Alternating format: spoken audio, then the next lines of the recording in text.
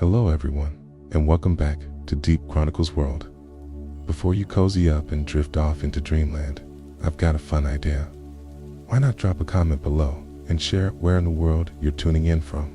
Hey, if you're enjoying these stories as much as I love sharing them, don't forget to hit that like button and subscribe. Now, let's get comfy, relax, and dive into tonight's tale. Ready? Let's begin. The phone call that came into the police dispatch center that day was one that no operator could ever forget. The voice on the other end of the line was frantic, trembling with panic and desperation. "You need to come now." The man screamed, his words tumbling out in a chaotic rush. "Our friend is dead. It's in his house, and there's blood everywhere." The operator tried to calm him, her voice steady as she asked for the address and details, but the man was inconsolable. "He's been missing for days. We thought something was wrong, but we didn't expect this." The call ended abruptly, leaving the operator with a sense of dread that hung in the air like a storm cloud. Police units were dispatched immediately, their sirens wailing as they tore through the quiet suburban streets. The neighborhood they arrived in was the picture of tranquility, with neatly trimmed lawns and white picket fences. It was the kind of place where nothing bad was supposed to happen, where the biggest scandal might be a neighbor's dog digging up someone else's flower bed. But as the officers approached the house in question, they were greeted by a smell that turned their stomachs, a pungent, sickly odor that they recognized all too well. It was the smell of death, and it was coming from inside the house. Two people were waiting outside, a man and a woman, both pale and visibly shaken. The woman was clutching her phone like a lifeline. The man's hands were trembling as he tried to explain what had happened. "We broke in," he admitted, his voice barely audible.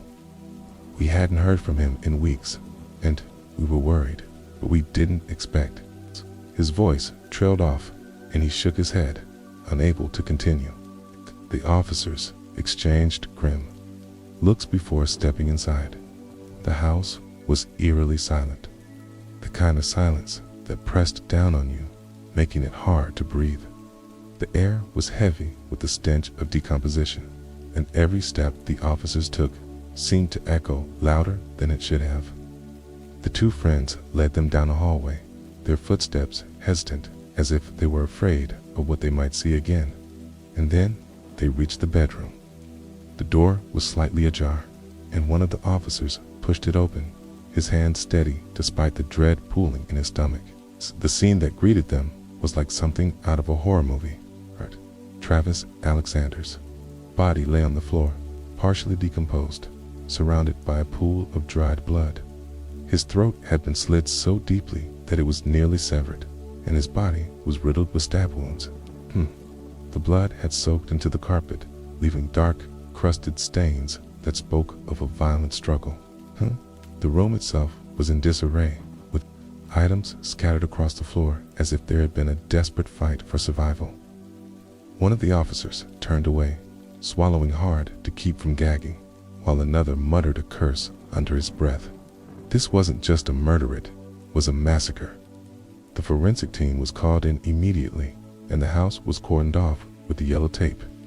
Outside, the two friends sat on the curb, their faces pale and their hands shaking as they tried to process what they had just seen. The detective assigned to the case arrived shortly after, his expression grim as he surveyed the scene. He was a seasoned investigator, someone who had seen his fair share of gruesome crimes, but even he couldn't hide the flicker of shock in his eyes as he stepped into the bedroom. This was unlike anything he had ever encountered. The detective nodded, taking notes as she spoke. Did he have any enemies? Anyone who might have wanted to hurt him? At this, the woman's eyes widened, and she glanced at her companion before speaking. "Yes," she said quickly. "There's one person, Jodi Arias. She was obsessed with him." The detective's pen paused mid-sentence, and he looked up sharply. "Tell me about her," he said, his tone sharp with interest. And so, the story of Travis Alexander and Jodi Arias began to unfold. Travis was a man who seemed to have it all. At 33 years old, he was charismatic, successful, and deeply rooted in his Mormon faith. But his life hadn't always been easy. Born into a troubled family, Travis and his siblings endured years of neglect and abuse. Their parents were addicts, more concerned with feeding their habits than caring for their children. The kids were often left alone for days at a time, surviving on scraps and living in filth. Despite these hardships, Travis remained optimistic. He believed that one day he would rise above his circumstances and create a better life for himself. That chance came when an elderly couple adopted him and his siblings. They provided the stability and love that Travis had never known, introducing him to their Mormon faith and encouraging him to pursue his dreams. Travis embraced his new life with enthusiasm, excelling in school and eventually graduating from college. He landed a prestigious job at a law firm where his outgoing personality and infectious smile made him popular among his peers. He quickly became a rising star in his community, known for his generosity and unwavering faith. In 2004, his company transferred him to Arizona, a move that would change his life forever. It was there, at a company conference, that he met Jody Arias. Jody was stunningly beautiful, with a magnetic presence that drew people to her. She had a way of making you feel like you were the only person in the room, and Travis was no exception. The two quickly hit it off, bonding over their shared love of adventure and their dreams for the future. But while Travis saw their relationship as a casual friendship, Jody saw it as something much more. She became infatuated with him, convinced that he was her soulmate. At first, Travis was flattered by her attention. He enjoyed her company and admired her passion for life. But as time went on, he began to notice a darker side to her personality. Their relationship became a toxic cycle of highs and lows. Jody, desperate to win Travis's love, converted to Mormonism and began attending church with him. She hoped that by embracing his faith, she could prove her devotion and convince him to marry her. Kara, though he cared for Jody, couldn't ignore the warning signs. He knew deep down that their relationship was unhealthy, and he began to pull away. Jody, however, refused to let go. She followed him to Arizona, moving into an apartment just a few miles from his house. She showed up unannounced, called him constantly, and even hacked into his email and social media accounts. Her obsession consumed her, driving her to desperate measures. The breaking point came when Travis started seeing another woman. Jody discovered their relationship and flew into a rage. She confronted Travis, accusing him of betrayal and demanding answers. Travis, fed up with her behavior, told her it was over. He wanted nothing more to do with her, but Jody couldn't accept this. In her mind, Travis belonged to her, and if she couldn't have him, no one could. What happened next is a chilling testament to the depths of her obsession. She turned violent. Jody stabbed Travis repeatedly, slashing his throat so deeply that it nearly severed his head. She then shot him in the head, ensuring that he was dead. The brutality of the attack was shocking, even to seasoned investigators. After the murder, Jody tried to cover her tracks. She cleaned the crime scene, disposed of the murder weapon, and even took steps to create an alibi. But her efforts were in vain. The evidence against her was overwhelming, and it wasn't long before she was arrested and charged with Travis's murder. The trial that followed was a media sensation, drawing national attention and sparking heated debates about love, obsession, and justice. Jody's defense team argued that she had acted in self-defense, claiming that Travis had been abusive and that she had feared for her life. But the prosecution painted a different picture, presenting evidence of Jody's obsession and her calculated plan to kill Travis. In the end, the jury found Jody guilty of first-degree murder, and she was sentenced to life in prison without the possibility of parole. The story of Travis. Alexander and Jody Arias is a tragic reminder of how love can turn into obsession and how that obsession can lead to unspeakable violence. Travis was a man who had overcome incredible odds to build a life filled with promise and potential. He was loved by his friends and admired by his community, and his death left a void that could never be filled. Jody, on the other hand, was a woman consumed by her own desires, willing to do whatever it took to get what she wanted. Her actions not only ended Travis's life, but also destroyed her own. The case continues to fascinate and horrify, a stark reminder of the dangers of unchecked obsession and the devastating consequences it can have. As the years pass, the story of Travis and Jody serves as a cautionary tale, a chilling reminder of how quickly love can turn to hate and how that hate can lead to tragedy. The phone call that started it all remains etched in the memory of those who heard it. A haunting echo of a life cut short and a love gone terribly wrong. Don't forget to hit that like button and subscribe. In the quiet town of Leipzig, Germany, nestled within the unassuming walls of a house that appeared utterly ordinary to any passerby, a 19-year-old boy was about to embark on a journey that defied imagination. This was no ordinary adventure, but a daring and perilous plunge into the shadowy world of cybercrime. Maximilian Schmidt, a seemingly unremarkable and reserved young man, was poised to become the mastermind behind one of Germany's largest online empires for the sale of illicit substances. What he achieved was nothing short of astonishing. From the confines of his modest bedroom, he harnessed his technical prowess in the labyrinthine depths of the dark web to build a criminal network that generated millions of euros. At first glance, Maximilian's room was indistinguishable from that of any typical teenager. A bed, some posters, a few electronic gadgets scattered about. But behind this mundane facade lay the nerve center of a sprawling drug trafficking operation. Within those four walls, over 100 kilograms of illegal substances were meticulously stored. Heroin, cocaine, hashish, captagon, and even banned pharmaceuticals. Each item was carefully packaged, photographed, and listed for sale on his website, accessible to clients across the globe. These customers could discreetly place their orders, and their packages would be shipped directly to them, as seamlessly as if they were purchasing a mundane item from Amazon. But how did a teenager with no prior experience in drug trafficking manage to construct such an empire?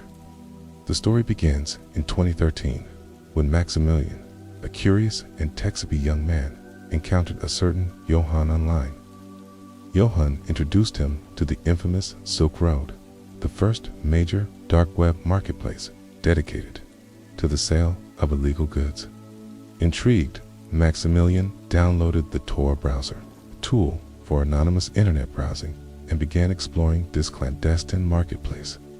What he discovered fascinated him. Thousands of illegal products, anonymous transactions conducted in Bitcoin, and a system that appeared to operate beyond the reach of law enforcement. Yet, rather than simply marveling at Silk Road's operations, Maximilian conceived an audacious idea. Why not create his own version of the site, but better? He noticed flaws in Silk Road's model: poor customer service, slow delivery times, and inflated prices. He believed he could offer a superior experience, competitive pricing, faster shipping, and impeccable service. Johann, skeptical, mocked him. "You're just a kid. You don't even know any suppliers to source these substances." But Maximilian, undeterred, resolved to prove him wrong. For weeks, he scoured the dark web in search of suppliers. Eventually, he connected with a vendor known as Red Bull, who agreed to provide him with samples of cocaine and other drugs. Maximilian paid in Bitcoin, and the products were delivered to his doorstep via mail. Remarkably, despite his deep involvement in this dangerous world, Maximilian never used drugs himself. He didn't smoke, drink, or even know much about the effects of the substances he sold. To educate himself, he turned to online research, watching videos and reading articles about the effects of cocaine, heroin, and other narcotics. With his first batch of products in hand, Maximilian began building his website. Despite having no prior experience in web development, he quickly taught himself the basics and created a platform he named Shiny Flakes, unlike Silk Road, which operated exclusively on the dark web. Shiny Flakes was accessible via the regular internet, making it far more user-friendly for customers. Maximilian implemented a Bitcoin payment system to ensure anonymity and crafted a detailed FAQ section to address common customer queries, such as, "How will my order be delivered?" and "Is this safe?" To attract customers, he photographed his products with a professional touch. Using a simple camera and an Xbox with a reflective surface, he created images that gave his products a sleek, luxurious appeal. Customers, impressed by the quality of the photos, began flocking to the site. Within weeks, Shiny Flakes became a resounding success. Orders poured in from across Germany and soon from around the world: the United States, China, Australia, and even Colombia, a country renowned for its drug production. But Maximilian didn't stop at merely selling drugs. He revolutionized customer service in this illicit industry. Each order was meticulously packaged and accompanied by a small gift: gummy candies. This simple yet thoughtful gesture earned him glowing reviews from customers who praised not only the quality of the products, but also the attention to detail. As the months passed, Maximilian's profits skyrocketed. By January 2014, he was earning over 15,000 euros. A few months later, his daily revenue reached an astonishing 100,000 euros. Yet, he remained remarkably discreet. He continued living with his mother and stepfather, who were oblivious to his activities. He avoided flashy spending, opting instead to save his earnings and even recycle empty bottles to avoid raising suspicions. However, success of Shiny Flakes eventually drew the attention of law enforcement. In January 2015, a woman in Leipzig mistakenly received a package containing illegal drugs. She immediately alerted the police, who launched an investigation. By tracing packages sent from various postal centers, they eventually identified Maximilian. On February 26, 2015, a special operations unit raided his home. They discovered a chaotic room filled with boxes, papers, and over 100 kilograms of drugs. Maximilian was arrested and sentenced to 7 years in a juvenile detention center.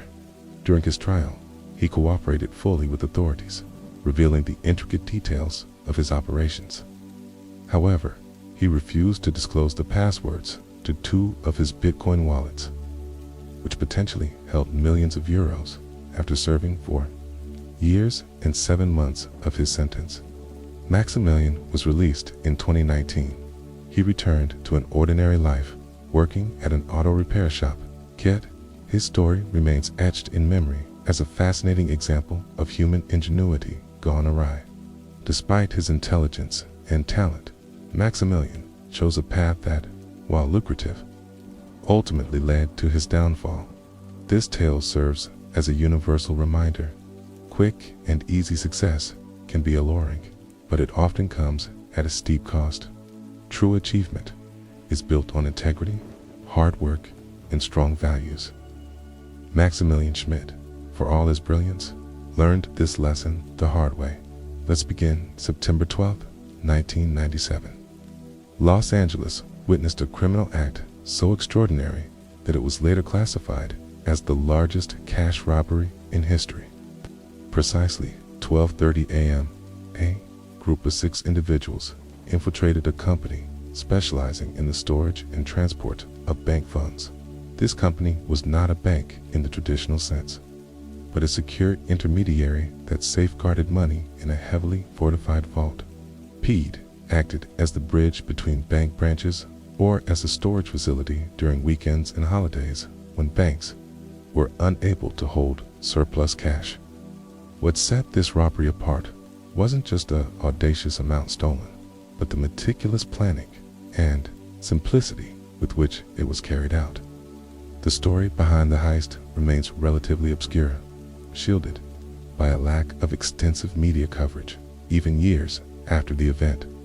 This secrecy stems from two key factors: the gang's flawless execution, which left no direct evidence of their identities, and the mastermind's unexpected profile as someone completely unsuspecting, a classic wolf in sheep's clothing. As details emerged over the years, the intricate planning, timing, and execution had been hailed as a masterclass in criminal ingenuity. While the robbery itself lasted a mere 30 minutes, its repercussions spanned decades.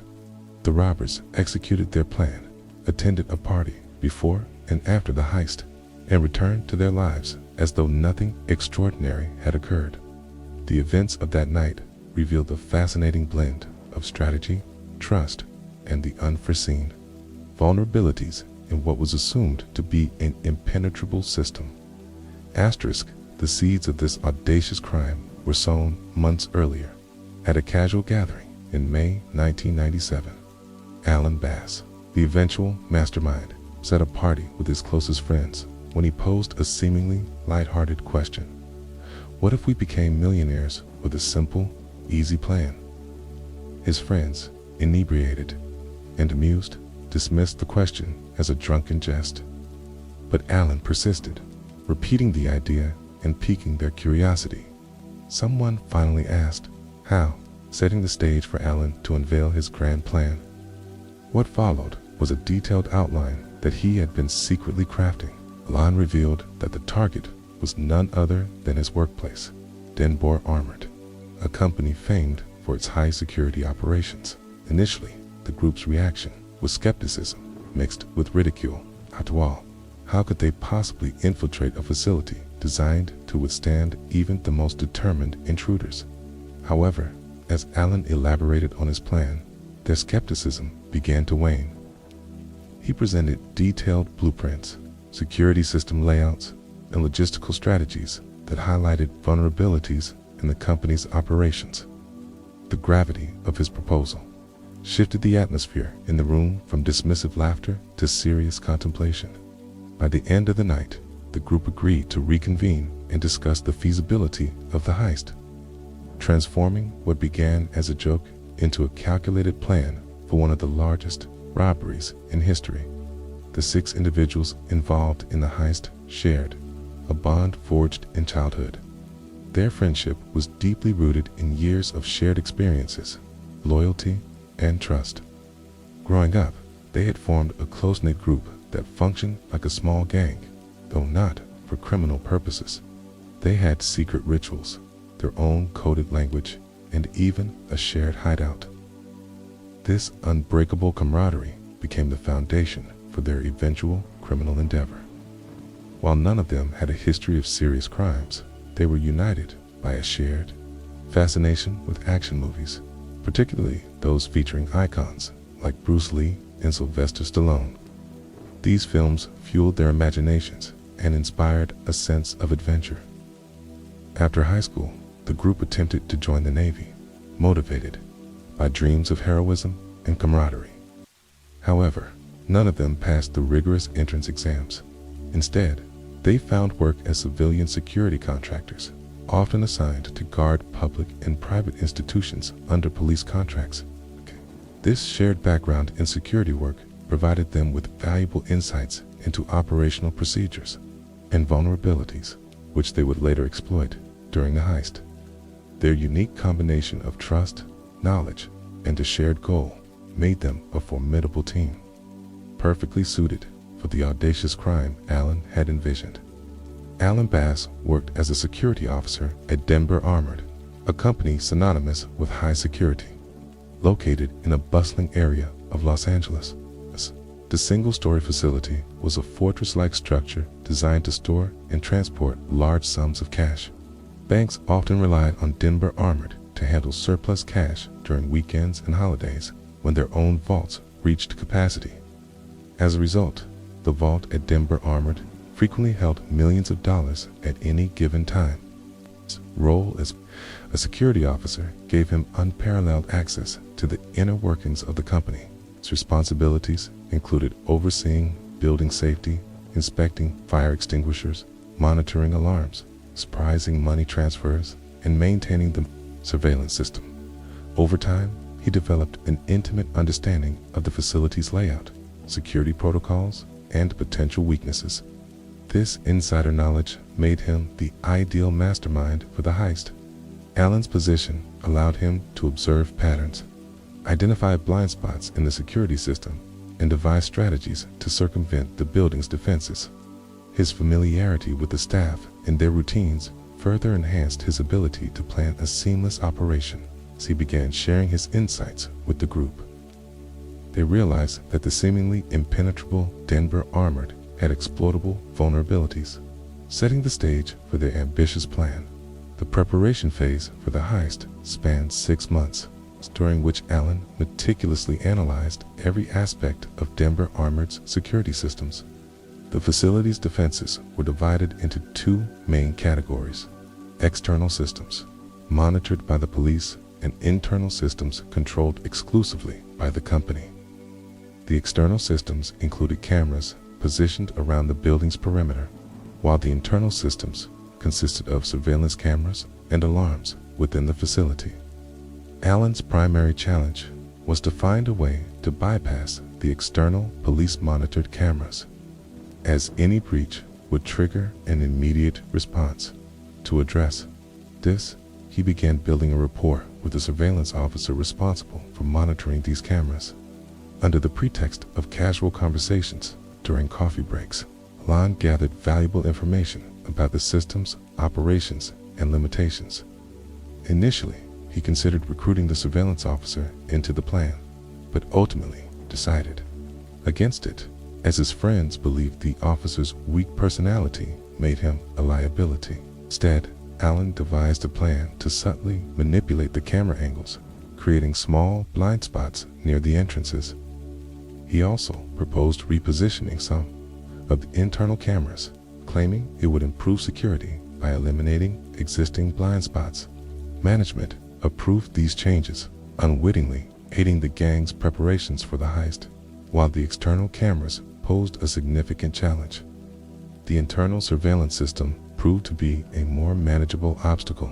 Allen discovered that the internal cameras operated on a closed-circuit system exclusive to the company, with no direct connection to the police.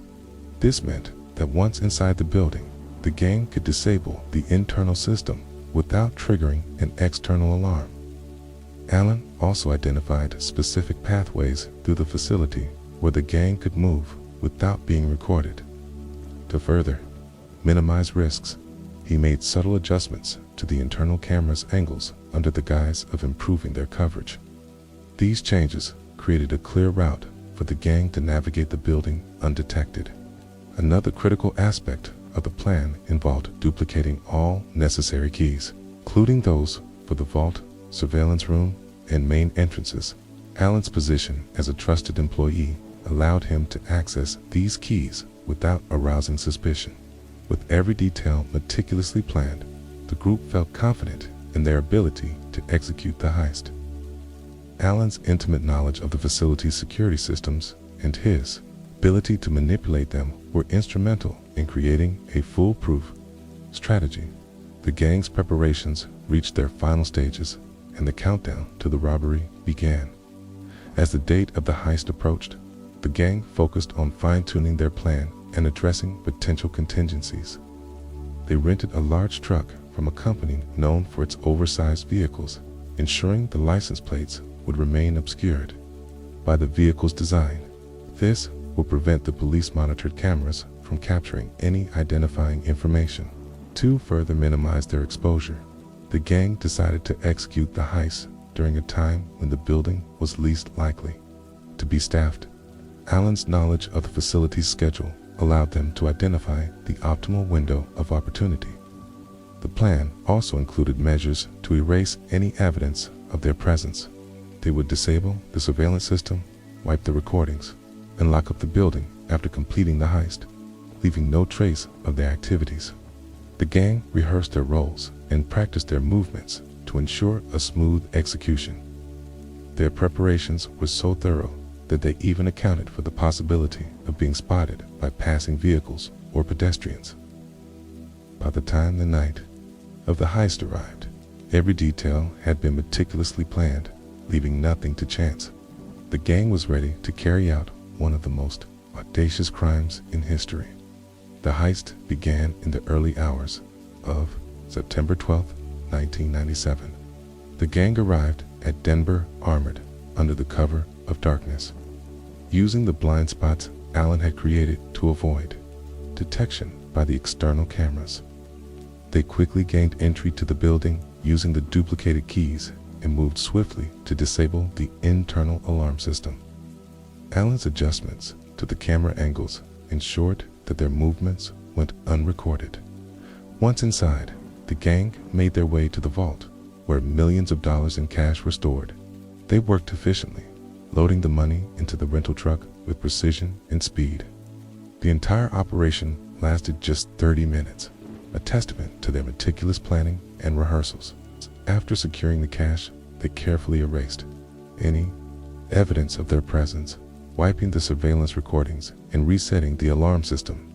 They locked up the building and left the scene as if nothing had happened. The gang then returned to their respective lives, blending seamlessly back into their routines. Remarkably, they even attended a party that same night, acting as though nothing extraordinary had occurred. Their ability to maintain their composure and avoid suspicion was a testament to their discipline and preparation. The discovery of the robbery shocked the staff at Denver, armored and law enforcement officials. The sheer scale of the theft and the lack of evidence made it one of the most challenging cases investigators had ever encountered. Despite their efforts, the police were unable to identify the perpetrators or recover the stolen money.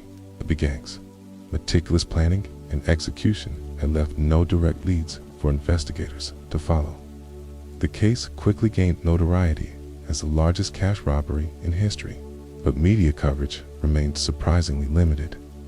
The secrecy surrounding the heist was partly due to the embarrassment it caused for Denver armored and law enforcement. The company's reputation as a high-security facility had been severely undermined, and the police faced criticism for their inability to prevent or solve the crime. Over the years, details about the heist gradually emerged through documentaries and interviews with those involved. However, many aspects of the case remained shrouded in mystery, with new revelations occasionally coming to light. The gang's ability to maintain their anonymity and avoid capture has become a legendary tale of criminal ingenuity. The Denver armored heist remains a fascinating case study in the world of crime. It highlights the vulnerabilities in even the most secure systems and the lengths to which individuals can go to exploit them. The gang's ability to execute such a complex plan without leaving any evidence of their identities has earned them a place in the annals of criminal history. While their motivations and actions were undeniably criminal, their ingenuity and discipline have been acknowledged as remarkable. The story serves as a cautionary tale for security professionals and a reminder of the importance of vigilance and innovation in the face of evolving threats. For the 6 individuals involved, the heist was not just a crime, but a test of their trust, loyalty, and ingenuity. Their bond as childhood friends and their shared experiences provided the foundation for their success. As new details continue to emerge, the Denver armored heist remains a compelling narrative of ambition, strategy, and the human capacity for both creativity and deception. It is a story that will undoubtedly continue to captivate and intrigue for generations to come. City of Los Angeles glimmered like a jewel under the California sun, a place where dreams were made and broken in equal measure. It was a city of contrasts. Luxury sports cars zoomed past homeless encampments, and the mansions of Hollywood elites stood just miles away from struggling neighborhoods. In this world of glitz and glamour, where fame was the ultimate currency, a group of teenagers dared to dream bigger than most. But their dreams weren't of red carpets or Oscar awards. They were of fast money, stolen treasures, and the thrill of outsmarting the rich and famous. At the center of this story was Nicholas Prugo, a young man with a fragile ego and a burning desire to be someone important. Born and raised in the San Fernando Valley, Nicholas grew up in the shadow of Hollywood's towering success. He wasn't rich, he wasn't particularly confident, and he certainly wasn't famous. But he had one thing, an unshakable belief that he was destined for greatness. Nicholas's journey into the world of crime began innocently enough. He met Rachel Lee, a girl who was everything he wasn't: confident, charismatic, and fearless. Rachel had an obsession with celebrities and their lavish lifestyles. She introduced Nicholas to a world he had only seen from afar. Together, they started small, stealing from unlocked cars in the upscale neighborhoods of Calabasas. It was almost too easy. People in these areas were so trusting, so careless, that they often left their cars unlocked with valuables inside. Nicholas and Rachel would drive around at night, scouting for opportunities. One night, they stumbled upon a brand new Porsche with the keys still in the ignition. The car was worth $75,000, and Rachel saw it as a sign. She turned to Nicholas and said, "This is our chance. Let's take it." Nicholas hesitated. Fear of getting caught gnawed at him, but Rachel's confidence was infectious. She assured him that they wouldn't get caught, and against his better judgment, Nicholas agreed. They drove off in the stolen Porsche, their hearts racing with adrenaline. To avoid detection, they swapped the license plates with those of a similar car, a trick they had learned from watching crime shows. For the next year, Nicholas and Rachel continued their spree, stealing cars and valuables from unsuspecting victims. But as their confidence grew, so did their ambitions. They wanted more and more money, more excitement, more recognition. Their first big break came when they targeted the home of a YouTuber named Eden Sassoon. Eden had posted on MySpace about traveling for 11 days, leaving his home unattended. Nicholas and Rachel saw this as the perfect opportunity. Using the information Eden had shared online, they located his address and scouted the area. On the night of the robbery, they found the back door unlocked, the stroke of luck that felt almost too good to be true. Inside, they found $3,000 in cash and other valuables. It was their biggest haul yet, and it fueled their desire for more. But this was just the beginning. Nicholas and Rachel soon realized that the internet was a goldmine of information. Celebrities and influencers often shared details about their lives online, from their travel plans to the layout of their homes. This made them easy targets. Their next victim was Paris Hilton, the heiress and reality TV star. Paris had posted a photo on Instagram wearing a $4 million diamond ring, and Nicholas and Rachel knew they had to act fast. They spent weeks monitoring her movements, studying her routines, and planning their heist. When the time came, they executed their plan with military precision. Disguised as police officers, they entered Paris's apartment, tied her up, and made off with millions of dollars worth of jewelry. The Paris Hilton robbery was a turning point for Nicholas and Rachel. It catapulted them into the big leagues, but it also put them on the radar of law enforcement. The police launched a massive investigation, and Nicholas knew they had to be more careful. But the thrill of the heist was addictive, and they couldn't stop. They continued to target celebrities, using the same methods, scouting their targets online, studying their routines, and striking when the time was right. Each robbery was more daring than the last, and each time they walked away with more loot. But as their crimes grew bolder, so did the risks. Nicholas began to feel the pressure. He was constantly looking over his shoulder, paranoid that the police were closing in. Rachel, on the other hand, seemed unfazed.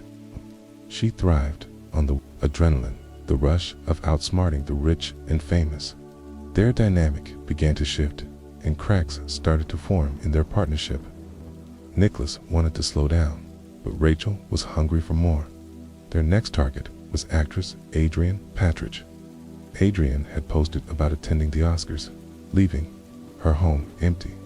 Nicholas and Rachel saw this as another golden opportunity. They broke into her mansion, stealing designer clothes, jewelry, and cash. But this time, they were caught on camera. The surveillance footage was grainy, but it was enough to put the police on their trail. Nicholas knew they were playing a dangerous game, but he couldn't bring himself to stop. The final straw came when they targeted Lindsay Lohan. Lindsay was one of the most famous actresses in the world. In her home was a treasure trove of valuables. Nicholas and Rachel, along with a new accomplice named Diana Tamayo, broke into Lindsay's house and made off with a fortune in stolen goods. But this time, the police were ready. They had been tracking Nicholas and Rachel for months, and they were closing in. Nicholas's world began to unravel.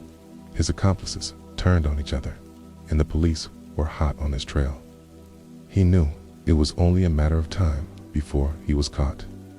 But even as the walls closed in, Nicholas couldn't shake the feeling that he was destined for something greater. He had started this journey as a nobody, but now he was one of the most wanted criminals in Los Angeles. For Nicholas, that was a kind of fame, just not the kind he had imagined. The story of Nicholas Prugo and Rachel Lee wasn't just about theft, it was about ambition, obsession, and the intoxicating allure of fame. By 2009, their gang, which would later be dubbed the Bling Ring by the media, had become a well-oiled machine. They weren't just stealing from celebrities, they were living like them. Designer clothes, luxury handbags, and expensive jewelry became their everyday attire. They flaunted their stolen goods on social media, posting pictures of themselves, draped in Chanel, Gucci, and Louis Vuitton. To the outside world, they looked like young, successful socialites living the high life. But behind the glitz and glamour was a dangerous game of cat and mouse with the law. Nicholas and Cleese and Rachel's partnership was the backbone of the Bling Ring. Nicholas was the brains of the operation, meticulously planning each heist and studying their target's every move. Rachel, on the other hand, was the fearless leader, the one who pushed them to take bigger risks. Together, they were unstoppable. But as their fame grew, so did their egos. Nicholas began to see himself as a mastermind, a criminal genius who could outsmart anyone. Rachel, meanwhile, became increasingly reckless, convinced that they were invincible. Their next target was Orlando Bloom, the British heartthrob, known for his roles in Pirates of the Caribbean and The Lord of the Rings. Orlando's home was a fortress with high walls and state-of-the-art security systems. But Nicholas had done his homework. He knew that Orlando was out of town. He knew, and he had studied the layout of the property using Google Maps. On the night of the heist, Nicholas, Rachel, and their new accomplice, Diana Tamayo, arrived at Orlando's mansion dressed in all black, their faces covered with scarves. They scaled the fence and made their way to the backyard, where they found an unlocked glass door. It was almost too easy. Inside, the house was a treasure trove of luxury. Designer clothes hung in the closets, Rolex watches gleamed in the drawers, and stacks of cash were scattered throughout the rooms. Nicholas and his crew moved quickly, filling their bags with as much loot as they could carry. But as they were leaving, Nicholas noticed something that made his blood run cold. Surveillance camera pointed directly at them. He knew they had been caught on tape, but there was no time to worry about it now. They fled the scene, their hearts pounding with a mix of fear and exhilaration. The next morning, Orlando returned home to find his house ransacked. The police were called, and the surveillance footage was reviewed. The images were blurry, but they clearly showed three figures entering and leaving the property.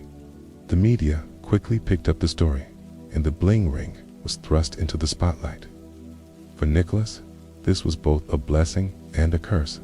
On one hand, he loved the attention. For the first time in his life, he felt important. On the other hand, he knew that the police were closing in. As the pressure mounted, cracks began to form in the bling ring. Nicholas and Rachel's relationship grew tense, with each blaming the other for their close calls with the law. Diana, who had joined the group hoping for a taste of the high life, began to have second thoughts. She had never imagined that things would get this dangerous. Meanwhile, the media frenzy surrounding the bling ring only grew. News outlets dubbed them the Hollywood Hills burglars, and their exploits became the talk of the town.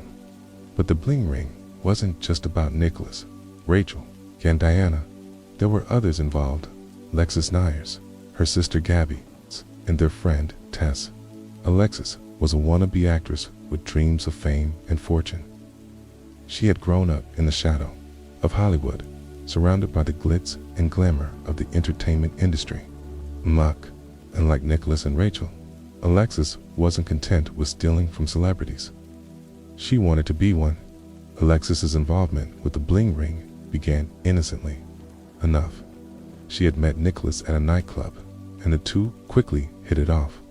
Nicholas, always the charmer, told her that he was a celebrity stylist and offered to help her break into the industry. Alexis was flattered and eager to impress.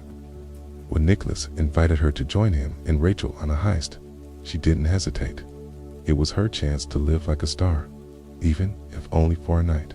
But as the heists grew more daring, Alexis began to feel the weight of what they were doing. She had always dreamed of fame, but this wasn't the kind of attention she wanted. Media was painting the bling ring as a group of spoiled, entitled kids who thought they were above the law. Alexis knew that if they were caught, her dreams of becoming an actress would be over.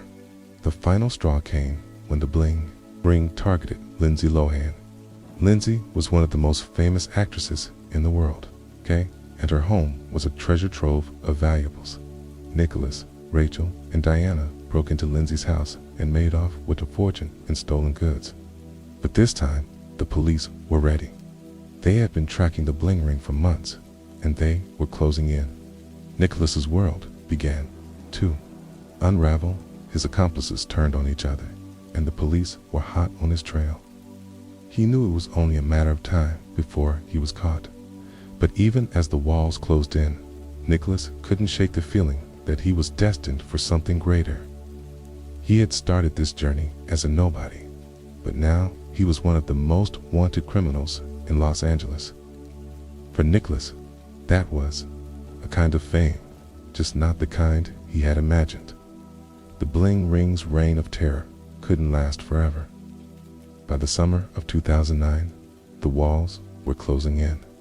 The police had been piecing together evidence for months, and the media's relentless coverage of the burglaries had turned the group into household names.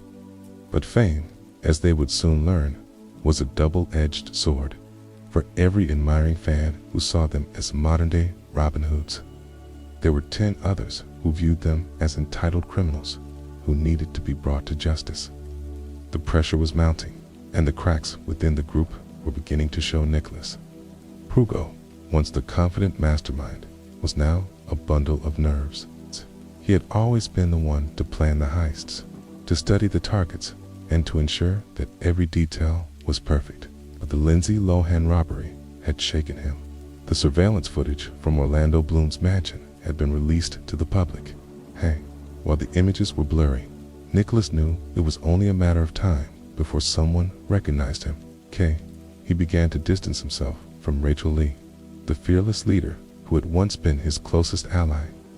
Rachel, however, seemed unfazed. She was still riding the high of their success, convinced that they were untouchable. The turning point came when Alexis Nyers, one of the newer members of the Bling Ring, decided she had had enough. Alexis had joined the group hoping for a taste of the high life, but the reality of their crimes had begun to weigh heavily on her conscience.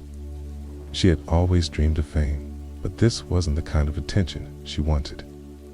The media was painting the Bling Ring as a group of spoiled, entitled kids who thought they were above the law. Alexis knew that if they were caught, her dreams of becoming an actress would be over. One night, after a particularly tense argument with Nicholas, Alexis made a decision that would change everything. She picked up the phone and called the police. In a trembling voice, she told them everything she knew about the bling ring, their heists, their targets, and their methods. She even gave them Nicholas's name. It was a betrayal that would send shockwaves through the group, but for Alexis, it was a desperate attempt to save herself. The police acted quickly. Armed with the information Alexis had provided, they obtained a warrant to search Nicholas's home. When they arrived, they found a treasure trove of stolen goods, designer clothes, luxury handbags, and expensive jewelry. Nicholas was arrested. On the spot, his face pale with shock. He had always known that this day might come, but he had never imagined it would happen like this. As news of Nicholas's arrest spread, the rest of the bling ring began to panic. Rachel Lee, who had always been the most confident member of the group, was now a nervous wreck. She knew that it was only a matter of time before the police came. For her, Diana Tamayo, who had joined the group hoping for a taste of the high life, was filled with regret. She had never imagined that things would get this dangerous. The police wasted no time in rounding up the rest of the group. Rachel was arrested at her home in Las Vegas, where she had fled in a desperate attempt to escape the law. Diana was picked up at her apartment, her face streaked with tears as she was led away in handcuffs. Even Alexis, who had betrayed the group to save herself, wasn't spared. The police had found evidence linking her to the Lindsay Lohan robbery, and she was arrested alongside the others. The media frenzy surrounding the arrests was unlike anything Los Angeles had ever seen. The Bling Ring, once a group of anonymous thieves, were now the most talked about criminals in the country. News outlets scrambled to uncover every detail of their lives, from their childhoods to their motivations. The group's mugshots were splashed across the front pages of newspapers, their faces a stark contrast to the glamorous images they had once posted on social media. For Nicholas, the reality of his situation was beginning to sink in. He had always seen himself as a mastermind, a criminal genius who could outsmart anyone. But now, sitting in a jail cell, he felt like a fool. He had risked everything for a taste of fame, and now he had nothing to show for it. The only thing he had left was his pride, and even that was slipping away. The trials that followed were a media circus. Each member of the Bling Ring was charged with multiple counts of burglary, and the evidence against them was overwhelming. Surveillance footage, stolen goods, and testimonies from their accomplices painted a damning picture. Nicholas, who had once been the confident leader of the group, was now a broken man. He pleaded guilty to the charges against him, hoping that his cooperation would earn him a lighter sentence. Rachel, on the other hand, refused to back down. She maintained her innocence, claiming that she had been coerced into participating in the heists, but the evidence against her was too strong, and she was eventually convicted and sentenced to 4 years in prison. Diana, who had always been the most reluctant member of the group, received a lighter sentence of 3 years of probation and community service. Alexis, who had betrayed the group to save herself, was sentenced to 6 months in prison. But even as she served her time, she couldn't escape the media's relentless scrutiny. Her mugshot became one of the most iconic images of the Bling Ring saga, a stark reminder of the consequences of her actions. For the members of the Bling Ring, the arrests marked the end of an era. They had started out as a group of teenagers with big dreams and even bigger ambitions, but their quest for fame and fortune had led them down a dark path, one that ended in betrayal, arrests, and shattered dreams. The fall of the Bling Ring was as dramatic as its rise. By the time the dust settled, the group that had once been the talk of Hollywood was now a cautionary tale. The media, which had once glorified their exploits, now painted them as entitled criminals who had gotten what they deserved. But for the members of the Bling Ring, the aftermath of their arrests was a time of reflection, regret, and, for some, redemption.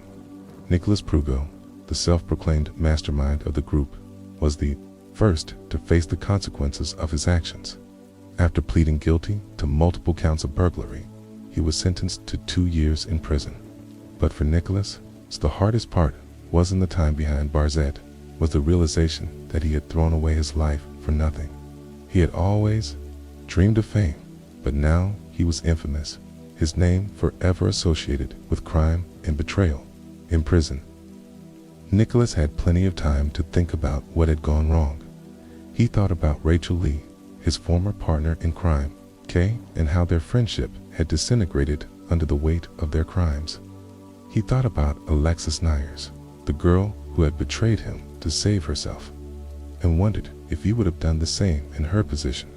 Most of all, he thought about his family, the people who had stood by him even when he had let them down. When Nicholas was released from prison after serving just 1 year of his sentence, was a changed man. He knew that he could never undo the damage he had done, but he was determined to make amends. He started by reaching out to his victims, apologizing for the pain he had caused.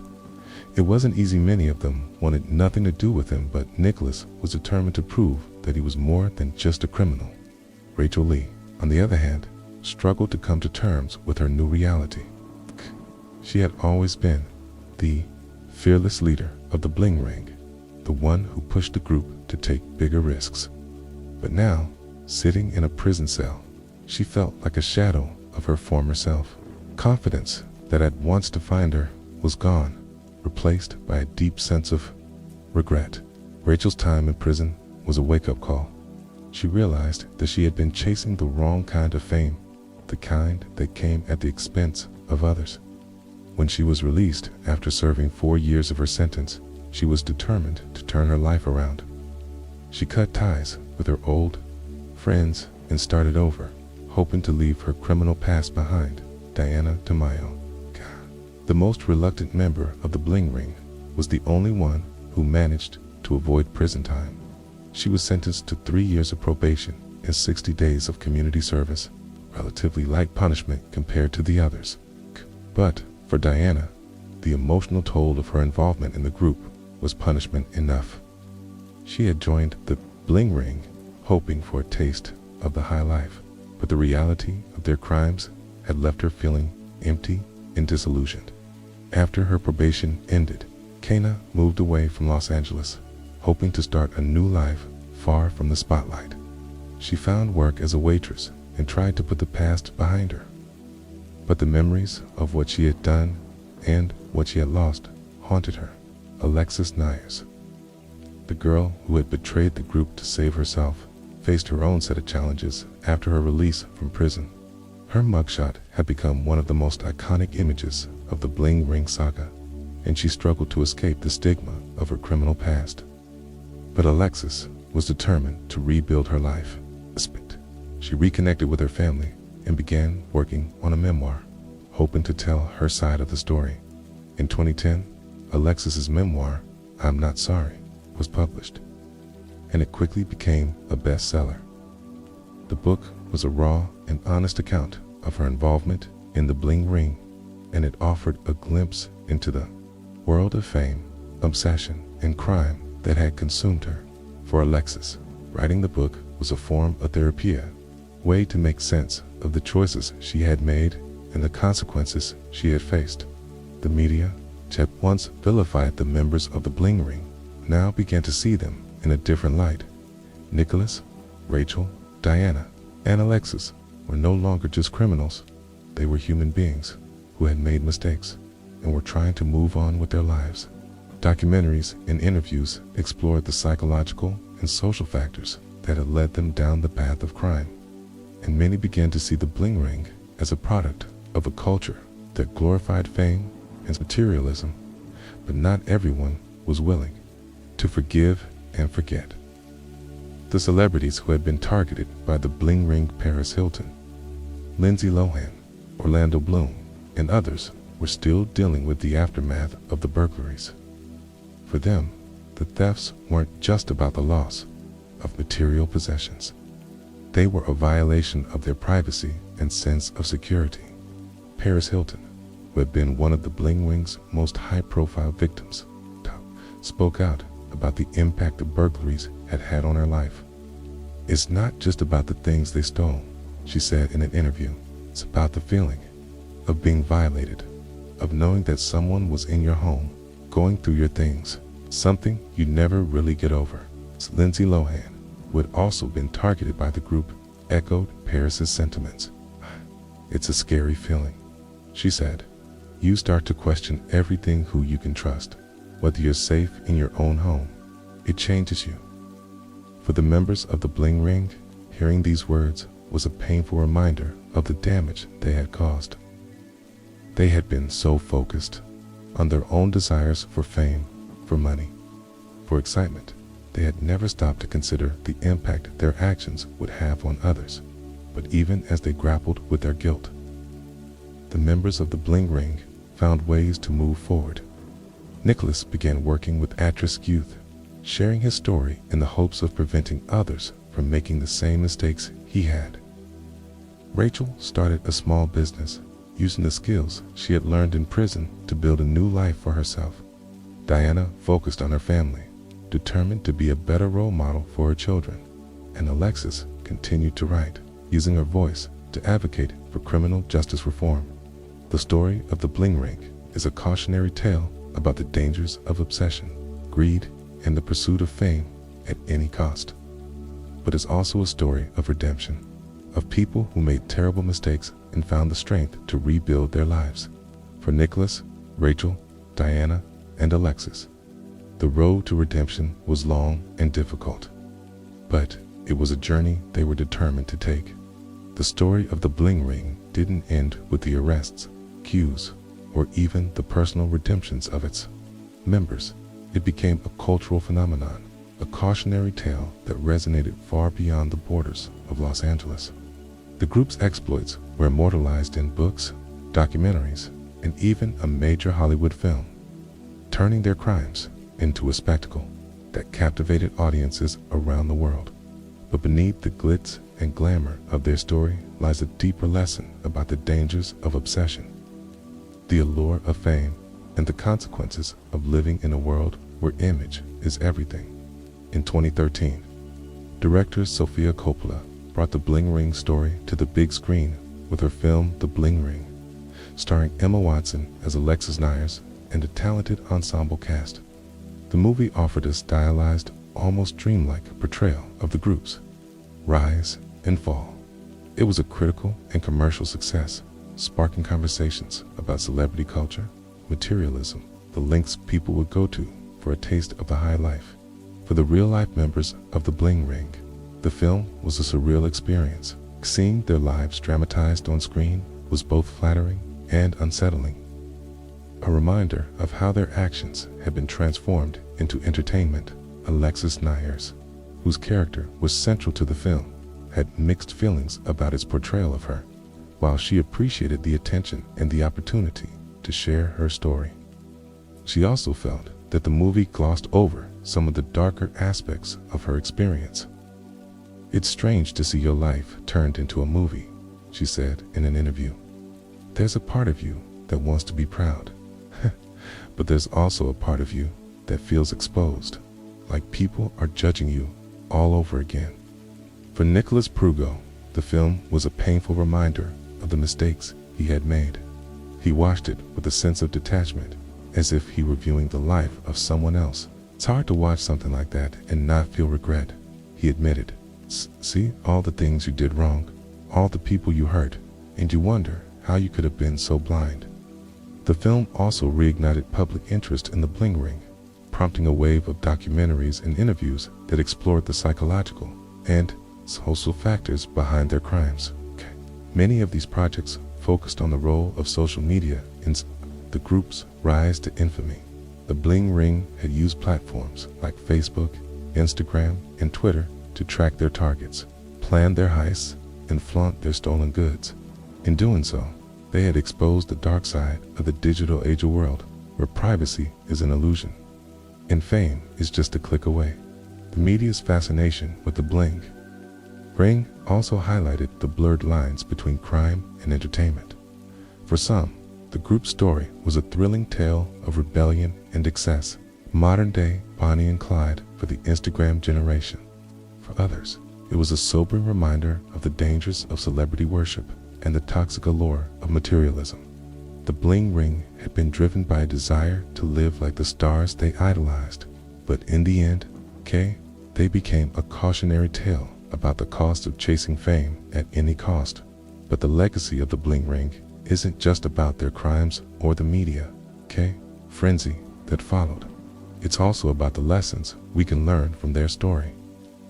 For many, the group's downfall serves as a reminder of the importance of self-awareness, accountability, and the dangers of losing sight of what really matters.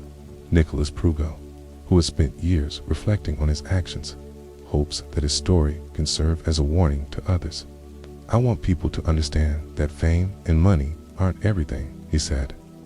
"They're not worth sacrificing your integrity, your relationships, or your freedom. I learned that the hard way, and I hope others can learn from my mistakes." Rachel Lee, who has largely stayed out of the public eye since her release from prison, echoes Nicholas's sentiments. It's easy to get caught up in the idea of being famous, of having everything you ever wanted, she said. But the truth is, those things don't make you happy. What really matters is the people you love and the life you build for yourself. For Alexis Nyers, the legacy of the bling ring is a complicated one. While she regrets the choices she made, she also sees her experience as an opportunity for growth and self-discovery. "I've made a lot of mistakes, but I've also learned a lot about myself," she said. "I've learned that true happiness comes from within, not from the things you own or the image you project." The bling ring story also raises important questions about the role of celebrity, its culture, in shaping our values and aspirations. In a world where social media influencers and reality TV stars are often held up as role models, it's easy to lose sight of what really matters. The bling ring's obsession with fame and materialism is a reflection of a larger cultural trend, one that prioritizes image over substance and rewards superficiality over authenticity. But the story of the bling ring isn't just a critique of celebrity culture, it's also a testament to the power of redemption. Despite their mistakes, the members of the group have found ways to rebuild their lives and move forward. Nicholas has become an advocate for at-risk youth, using his story to inspire others to make better choices. Rachel has started a small business, focusing on her passion for fashion and design. Alexis has embraced her role as a writer and activist, using her voice to advocate for criminal justice reform. Their journeys are a reminder that no matter how far we fall, it's never too late to turn our lives around. The bling ring story is a cautionary tale, but it's also a story of resilience, growth, the enduring power of the human spirit. The story of the bling ring is one of ambition, obsession, and the relentless pursuit of fame. It's a tale that began with a group of teenagers who dreamed of living like the celebrities they idolized, and ended with their spectacular downfall. From their early days of stealing from unlocked cars to their audacious heists targeting Hollywood's elite, the bling ring captivated the public's imagination and exposed the dark side of celebrity culture. But as the dust settled and the media frenzy faded, what remained was a sobering reminder of the consequences of greed, betrayal, and the dangers of chasing fame at any cost. The bling ring's rise to infamy was fueled by a combination of ambition, opportunity, and the intoxicating allure of celebrity. Nicholas Prugo, the self-proclaimed mastermind, and Rachel Lee, the fearless leader, were the driving forces behind the group's crimes. They used social media to track their targets, study their routines, and plan their heists with military precision. Their targets Paris, Hilton, Lindsay Lohan, Orlando Bloom, and others were more than just victims. They were symbols of the glamorous lifestyle the bling ring so desperately wanted to emulate. But as their crimes grew bolder, so did the risks. The group's downfall was as dramatic as their rise, marked by betrayal, arrests, and the harsh reality of life behind bars. Nicholas, Rachel, Alexis Nyers, Diana Tamayo, and the other members of the Bling Ring were forced to confront the consequences of their actions, both legally and personally. Their story became a cautionary tale, a reminder that the pursuit of fame and fortune often comes at a steep price. The aftermath of the Bling Ring's crimes was a time of reflection and redemption for its members. Nicholas, who had once dreamed of being a criminal mastermind, found himself grappling with guilt and regret. After serving time in prison, he dedicated himself to helping at-risk youth, using his story as a warning to others. Kayla's leader, who had always been so confident, struggled to rebuild her life after her release. She started a small business and tried to leave her criminal past behind, but the scars of her mistakes remained. Alexis Nyers, whose betrayal of the group had marked the beginning of the end, found redemption through writing and activism. Her memoir, I'm Not Sorry, offered a raw and honest account of her involvement in the Bling Ring and became a bestseller. She used her platform to advocate for criminal justice reform and to share the lessons she had learned from her mistakes. Diana Tamayo, the most reluctant member of the group, moved away from Los Angeles and focused on her family, determined to build a better life for herself and her children. The Bling Ring story also had a profound impact on their victims. For Paris Hilton, Lindsay Lohan, and the other celebrities who were targeted, the burglaries were more than just a violation of their privacy. They were a reminder of the dangers of living in the public eye. The thefts left them feeling vulnerable and exposed, a stark contrast to the glamorous image they projected to the world. But the legacy of the Bling Ring extends far beyond the individuals involved. Their story has become a cultural phenomenon, immortalized in books, documentaries, and films. It has sparked conversations about celebrity culture, materialism, and the dangers of living in a world where image is everything. The Bling Ring's crimes were a product of their time, a reflection of a society that glorifies fame and wealth above all else. In the years since their downfall, the members of the Bling Ring have tried to move on with their lives. They have faced their mistakes, sought redemption, and worked to rebuild what they had lost. But their story serves as a reminder that the pursuit of fame and fortune often comes at a steep price. It's a cautionary tale about the dangers of obsession, the allure of celebrity, and the importance of staying true to oneself. As we reflect on the Bling Ring story, it's important to remember that fame and wealth are not the keys to happiness. True success comes from within, from the relationships we build, the values we uphold, and the lives we lead. The Bling Ring's journey is a reminder that the things we chase, whether it's fame, money, or material possessions, aren't often fleeting. What truly matters is the legacy we leave behind and the impact we have on the world around us. The story of the Bling Ring is one that will continue to captivate and intrigue for years to come. It's a tale of ambition, obsession, and the relentless pursuit of fame, but it's also a story of redemption, resilience, and the enduring power of the human spirit. The members of the Bling Ring made terrible mistakes, but they also found the strength to rebuild their lives and move forward. As we close this chapter, let's remember the lessons their story teaches us. Fame and fortune may be alluring, but they are not worth sacrificing our integrity, our relationships, or our freedom. True success comes from within, from the choices we make and the lives we lead. The Bling Ring story is a cautionary tale, but it's also a reminder that no matter how far we fall, it's never too late to turn our lives around. Thank you for joining us on this journey through the rise and fall of the Bling Ring. If you enjoyed this story, don't forget to like, share, and subscribe for more captivating tales. And if you're interested in exploring another fascinating story, check out our video on insert related topic here. Until next time, stay curious, stay inspired, and remember, true success is about more than just fame and fortune. See you tomorrow. The kind of cold that seeped into your bones and made you wish you'd never left the warmth of your home. Steve tightened his grip on the steering wheel as he pulled into the driveway of his suburban Oklahoma City home.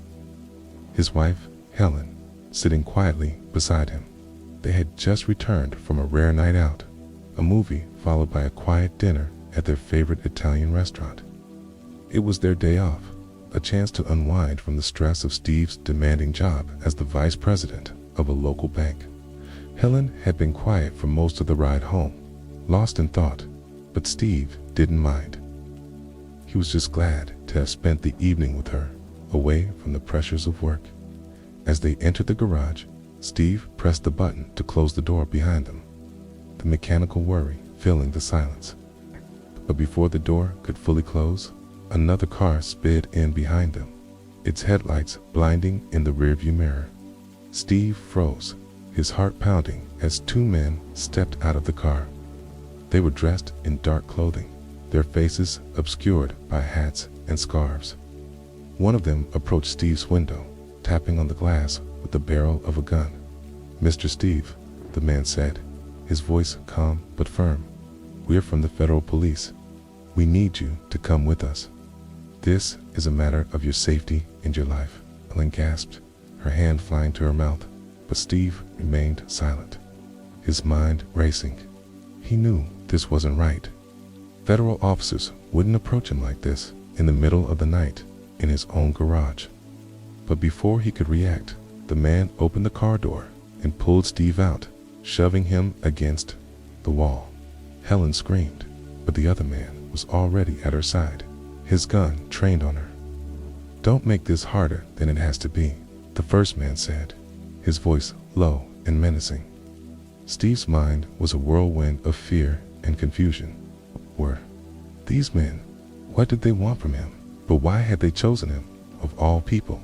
As the men forced Steve and Helen into their house, Steve couldn't shake the feeling that this was just the beginning of something much bigger, something far more dangerous than he could have ever imagined. Little did he know, this night would unravel a story of crime, betrayal, and a criminal mastermind whose brilliance was matched only by his ruthlessness. This was the night that would change everything. The man who had orchestrated this nightmare was Terry Connor, a name that would soon become synonymous with fear and infamy. Terry's journey into the world of crime had begun decades earlier. In a small California town where he had grown up as the quiet, skinny kid who always seemed to be the target of bullies. Born in 1944 to a modest family, Terry had always felt out of place, as if he didn't belong in the world around him. He was intelligent, far more so than his peers. But his sharp mind was often overshadowed by his social awkwardness and the mild mental disorder that made it difficult for him to connect with others. Terry's parents did their best to provide for him, but they were struggling to make ends meet, and their attention was often divided between work and their other children. As a result, Terry spent much of his childhood alone, lost in his own thoughts and dreams. It was during these solitary moments that he began to develop a fascination with puzzles and problem solving. He would spend hours analyzing complex problems, breaking them down into smaller, more manageable parts until he found a solution. This skill would later become the foundation of his criminal career, but for now was just a way for Terry to escape the harsh realities of his life. As he grew older, Terry's intelligence and analytical mind began to manifest in more sinister ways. He started small, stealing from local businesses and experimenting with different methods of breaking and entering. At first, it was just a way to prove to himself that he could outsmart the system, but as his confidence grew, so did his ambitions. By the time he was in his early 20s, Terry had set his sights on a much bigger target: banks. His first major heist was a small bank in Arizona, a place he had chosen because of its minimal security and remote location. Terry spent weeks planning the operation, studying the bank's layout, the routines of its employees, and the weaknesses in its security systems. When the day finally came, Terry executed the plan flawlessly, slipping into the bank unnoticed and making off with a modest sum of money. It wasn't a life-changing amount, but for Terry, was a victory of proof of concept that he could pull off something far more ambitious. The success of the heist fueled Terry's ambition, and he began to dream bigger, envisioning a life of wealth and power achieved through carefully planned heists. But his early successes also attracted the attention of law enforcement, and it wasn't long before Terry found himself behind bars. For most people, prison would have been the end of the road, but for Terry, it was just the beginning. Behind bars, he honed his skills, networked with other criminals, and laid the groundwork for what would become one of the most sophisticated criminal enterprises in American history. It was during his time in prison that Terry met Joseph, a hardened criminal with a reputation for violence and fearlessness. Joseph, born in 1939 in Philadelphia, had a long history of highway robberies and scams. Like Terry, who relied on his intellect and planning, Joseph was the muscled enforcer who could intimidate and overpower anyone who stood in his way. The two formed an unlikely partnership, with Terry as the mastermind and Joseph as the executor of their plans. Together, they began to recruit other criminals, assembling a gang that would help them carry out their heists. Terry's meticulous nature and Joseph's brute force made them a formidable team. They developed a system for their operations, which involved kidnapping bank managers and their families, forcing the managers to open the banks, and then making a swift escape. The gang operated with strict rules. No children were to be involved. In the kidnappings, no harm was to come to the hostages, and all members were to disguise themselves to avoid identification. After each heist, the gang would split up, making it difficult for law enforcement to track them. Terry also insisted that the stolen money be converted into diamonds, which were easier to hide and transport. This level of planning and discipline allowed them to carry out multiple heists without getting caught. But it also made them a prime target for law enforcement agencies determined to bring them to justice. The heist in Oklahoma City on December 28, 1982, was one of their most audacious plans. Steve, the bank's vice president, was the perfect target. He had no children, lived in a quiet neighborhood, and had access to the bank's security systems. Terry and his gang executed the plan flawlessly, holding Steve and Helen hostage overnight and forcing Steve to open the bank the next morning. The gang managed to steal $270,000 in just 30 minutes, leaving no trace of their identities. However, Steve's quick thinking allowed him to alert the police after the gang had left, leading to a massive manhunt. The police were baffled by the sophistication of the operation and realized they were dealing with a highly organized and experienced criminal group. As they dug deeper, they uncovered a pattern of similar heists across multiple states, all bearing the hallmarks of Terry and Joseph's methods. The detectives assigned to the case knew they were up against a formidable adversary, but they were determined to bring the gang to justice. The investigation led them to Terry's girlfriend in California, where they hoped to find clues about his whereabouts. However, Terry's meticulous planning and ability to stay one step ahead of the law made it difficult for the police to track him down. Terry and Joseph's partnership was the stuff of legends, a perfect blend of brains and brawn that made them nearly unstoppable. After their initial meeting in prison, the two quickly realized they complemented each other in ways that neither had experienced before. Terry, with his razor-sharp intellect and knack for meticulous planning, provided the blueprints for their operations. Joseph, on the other hand, brought the raw power and fearlessness needed to execute those plans without hesitation. Together, they began to build a criminal empire, recruiting a small but loyal group of accomplices who shared their vision of wealth and power. The gang's first major operation outside a prison was a bank heist in a small town in Nevada. Terry had spent weeks studying the bank's security systems, identifying weaknesses, and mapping out escape routes. Joseph, meanwhile, handled the recruitment of the team, selecting individuals who were skilled, reliable, and, most importantly, willing to follow orders without question. The heist itself was a masterpiece of precision and timing. Terry and his team entered the bank just as it opened, disguised as maintenance workers. They quickly overpowered the security guards and took the bank manager hostage, forcing him to open the vault. Within minutes, they had emptied the vault of its contents, stuffing the money into duffel bags and making their escape through a back alley. The entire operation took less than 15 minutes, and by the time the police arrived, the gang was long gone. The success of the heist solidified Terry and Joseph's reputation as the most dangerous criminals in the country. And it wasn't long before they began to attract the attention of law enforcement agencies at the highest levels. But Terry and Joseph weren't content to rest on their laurels. They knew that the key to staying ahead of the law was to constantly evolve and adapt their methods.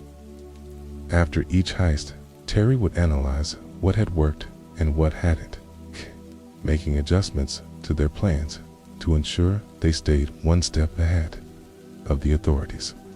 Joseph, meanwhile, focused on expanding their network of contacts, forging alliances with other criminal organizations and securing safe houses where the gang could lay low between jobs. One of the most significant changes Terry made to their operations was the introduction of psychological tactics. He realized that fear was a powerful tool, one that could be used to control not only their victims, but also the police. In one particularly daring heist, Terry and Joseph kidnapped the family of a bank manager and held them hostage overnight, threatening to harm them if the manager didn't cooperate. The next morning, the manager opened the bank for them, and the gang made off with over $500,000 in cash and valuables. The psychological impact of the heist was profound, not only on the victims, but also on the law enforcement officers tasked with bringing the gang to justice. The police were baffled by the gang's ability to strike with such precision and disappear without a trace, leaving behind only fear and confusion in their wake. As the gang's reputation grew, so did their ambitions. Terry began to dream of pulling off the ultimate heist, one that would cement their place in criminal history. He spent months planning the operation, studying the security systems of some of the most heavily guarded banks in the country. Eventually, he settled on a target, the First National Bank of Oklahoma City, one of the largest and most secure banks in the region. The bank's vault was rumored to contain millions of dollars in cash, gold, and other valuables, making it the perfect target for Terry's grand plan. But pulling off the heist would require more than just careful planning and brute force. It would require a level of coordination and discipline that few criminal organizations could achieve. Terry knew that the key to success lay in the gang's ability to work together as a single, cohesive unit, each member playing their part to perfection. To that end, he implemented a strict set of rules for the gang to follow. No one was to act independently or deviate from the plan in any way. Every detail, from the timing of the heist to the escape route, was carefully calculated and rehearsed. Terry also insisted that the gang avoid unnecessary violence, believing that it would only draw more attention from the police. Instead, he relied on intimidation and psychological manipulation to control their victims, a tactic that had proven highly effective in their previous heists. The night before the heist, Terry gathered the gang for a final briefing. They met in a secluded safe house on the outskirts of Oklahoma City, far from prying eyes. Terry laid out the plan in meticulous detail, going over every step of the operation and answering any questions the gang members had. Joseph, meanwhile, inspected the weapons and equipment they would be using, ensuring that everything was in perfect working order. As the meeting drew to a close, Terry looked around the room at the faces of his team. These were men and women who had put their trust in him, who had followed him into some of the most dangerous situations imaginable. He knew that the success of the heist depended on their ability to work together, to trust each other implicitly. "Remember," he said, his voice calm but firm, "this isn't just about the money. This is about proving that we're the best, that no one can stop us. If we stick to the plan and stay focused, we'll walk away with more than just a payday. We'll walk away with our freedom." The gang nodded in agreement, their faces set with determination. They knew the risks, but they also knew the rewards, okay? And they were ready to do whatever it took to succeed. The next morning, the gang put their plan into action. Terry and Joseph led the team into the bank, disguised as federal agents. They moved with precision and confidence, their years of experience evident in every step they took. The bank's security guards were caught off guard, their training no match for the gang's ruthless efficiency. Within minutes, the gang had taken control of the bank, herding the employees and customers into a corner and securing the area. Terry approached the bank manager, a middle-aged man named Steve, and demanded that he open the vault. Steve hesitated, his eyes darting around the room as if searching for a way out. But Terry's cold, calculating gaze left no room for doubt. "Open the vault," Terry repeated, his voice low and menacing. "Or we'll start shooting." Steve nodded, his hands trembling as he entered the code into the vault's security system. The heavy door swung open, revealing stacks of cash, gold bars, and other valuables. Terry's eyes gleamed with satisfaction as he motioned for the gang to start loading the money into their duffel bags. The heist was going exactly as planned, but as the gang worked, Terry couldn't shake the feeling that something was off. He had spent months planning every detail of the operation, but there was always the possibility of something going wrong. He glanced around the room, his eyes scanning for any signs of trouble. That's when he noticed it, a small, blinking, red light on the ceiling. It was a security camera, one that he had missed during his initial reconnaissance of the bank. Terry's heart skipped a beat as he realized the implications. The camera was still active. It meant that the police could be watching them right now, tracking their every move. He quickly motioned for Joseph to join him, pointing out the camera. Joseph's face darkened as he understood the situation. "We need to move," he said, his voice tense. "Now." Terry nodded, his mind racing as he tried to figure out their next move. They had planned for every contingency, but this was something they hadn't anticipated. The gang finished loading the money into the duffel bags and made their way to the exit, their movements quick and deliberate. But as they stepped outside, they were met with a wall of police cars, their lights flashing and sirens blaring. The gang had walked right into a trap. The sight of the police cars surrounding the bank sent a wave of panic through the gang. Terry's mind raced as he tried to process what had gone wrong. He had planned every detail of the heist with meticulous precision. Somehow, the police had been one step ahead. The blinking red light on the security camera flashed in his mind, a glaring oversight that now threatened to undo everything they had worked for. Joseph, standing beside him, clenched his fists, his eyes darting around as he assessed the situation. The gang members behind them froze, their faces pale with fear. Terry knew they had only seconds to make a decision. "Back inside," he barked, his voice cutting through the chaos. The gang obeyed without hesitation, retreating into the bank and slamming the door shut behind him. Terry's mind was a whirlwind of calculations as he tried to figure out their next move. The police had them surrounded, but they still had hostages: Steve, the bank manager, and a handful of employees and customers. If they played their cards right, they might still be able to negotiate their way out of this, okay? But Terry also knew that time was not on their side. The longer they stayed inside the bank, the more likely it was that the police would storm the building. Okay? They needed a plan, and they needed it fast. Inside the bank, the atmosphere was tense. The hostages huddled together in a corner, their faces filled with fear. Terry approached Steve, his gun trained on the trembling man. "You," he said, his voice cold and steady, "are going to help us get out of here. You do exactly as I say. No one gets hurt. But if you try anything stupid..." He didn't finish the sentence, but the implication was clear. Steve nodded, his hands shaking as he raised them in surrender. Terry turned to Joseph and the rest of the gang, his mind racing as he formulated a plan. "We're going out the back," he said. "There's a service entrance that leads to an alley. If we move fast, we can make it to the cars before the police realize what's happening." Joseph nodded, his expression grim but determined. The gang members exchanged nervous glances, but said nothing. They trusted Terry, and they knew that their only chance of survival was to follow his lead. Terry handed Steve a phone and instructed him to call the police. "Tell them we're coming out," he said, "and tell them that if they try to stop us, we'll start shooting the hostages."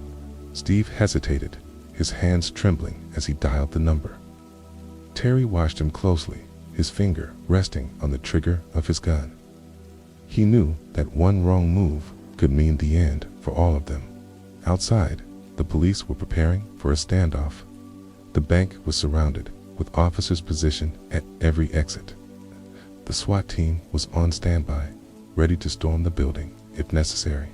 The police chief, a grizzled veteran named Detective Harris, stood at the front of the barricade, his eyes fixed on the bank's doors. He had been tracking Terry and Joseph for months, and he wasn't about to let them slip through his fingers. Now, when the call came in from Steve, Harris listened carefully, his jaw tightening as he heard the demands. "We're coming out," Steve said, his voice shaking. "If you try to stop us, they'll start shooting the hostages." Harris clenched his fists, his mind racing as he tried to figure out the best course of action. He knew that Terry and Joseph were dangerous, but he also knew that he couldn't risk the lives of the hostages. After a moment of tense silence, Harris made his decision. "Let them go," he said to his team. "Follow them. We'll get them when they least expect it." The officers nodded, their faces set with determination. They had been chasing Terry and Joseph for too long to let them escape now. Inside the bank, Terry and his gang were preparing to make their move.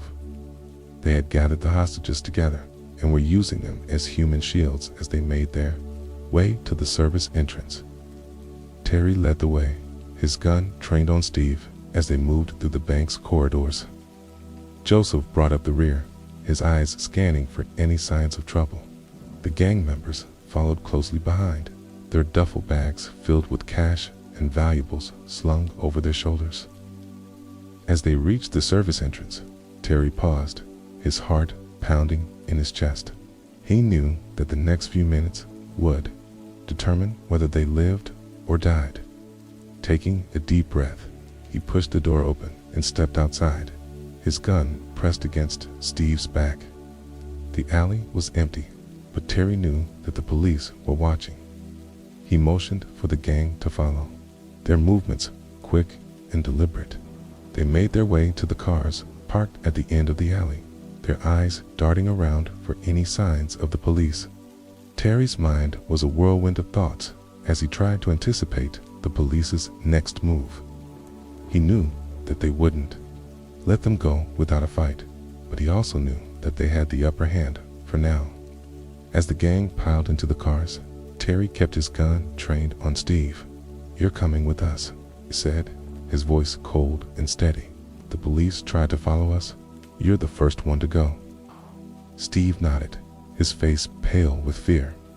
Terry shoved him into the back seat of one of the cars and climbed in after him, his eyes scanning the alley for any signs of movement. Joseph took the wheel, his hands gripping the steering wheel tightly as he started the engine. The other gang members followed in a second car, their faces set with determination. As they pulled out of the alley, Terry kept his eyes on the rearview mirror, watching for any signs of the police. He knew that they were being followed, but he also knew that they had a head start. If they could just make it to the highway, they might be able to lose the police in the traffic. But Terry also knew that the police wouldn't give up that easily. They had been chasing him and Joseph for too long to let them escape now. The car sped through the streets of Oklahoma City, their tires screeching as they rounded corners and weaved through traffic. Terry's mind was a whirlwind of thoughts as he tried to anticipate the police's next move.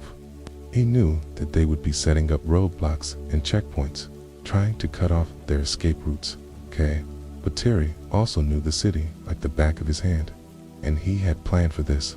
He directed Joseph to take a series of back roads and side streets, avoiding the main thoroughfares where the police were likely to be waiting. The gang members in the second car followed closely behind, their eyes darting around for any signs of trouble. As they approached the highway, Terry felt a surge of hope. If they could just make it onto the open road, they might be able to lose the police for good. But as they merged onto the highway, Terry's heart sank. Up ahead, he could see a line of police cars blocking the road, their lights flashing and sirens blaring. The police had set up a roadblock. There was no way around it. Terry's mind raced as he tried to figure out their next move. They couldn't stop. If they did, they would be caught for sure. But they also couldn't risk a high-speed chase with the police. He glanced at Joseph, who was gripping the steering wheel tightly, his knuckles white with tension. "We're going through," Terry said, his voice calm but firm. "Hold on." Joseph nodded, his jaw clenched as he pressed down on the accelerator. The car surged forward, its engine roaring as it sped toward the roadblock.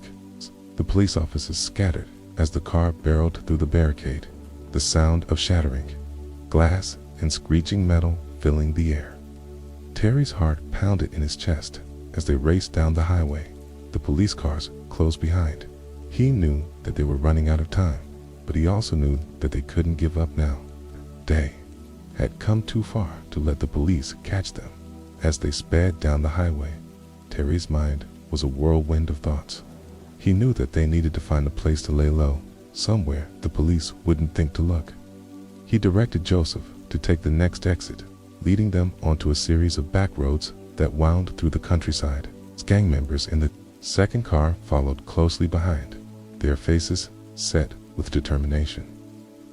As they drove, Terry kept his eyes on the rearview mirror, watching for any signs of the police. He knew that they were still out there, still chasing them, but he also knew that they had a chance if they could just stay one step ahead.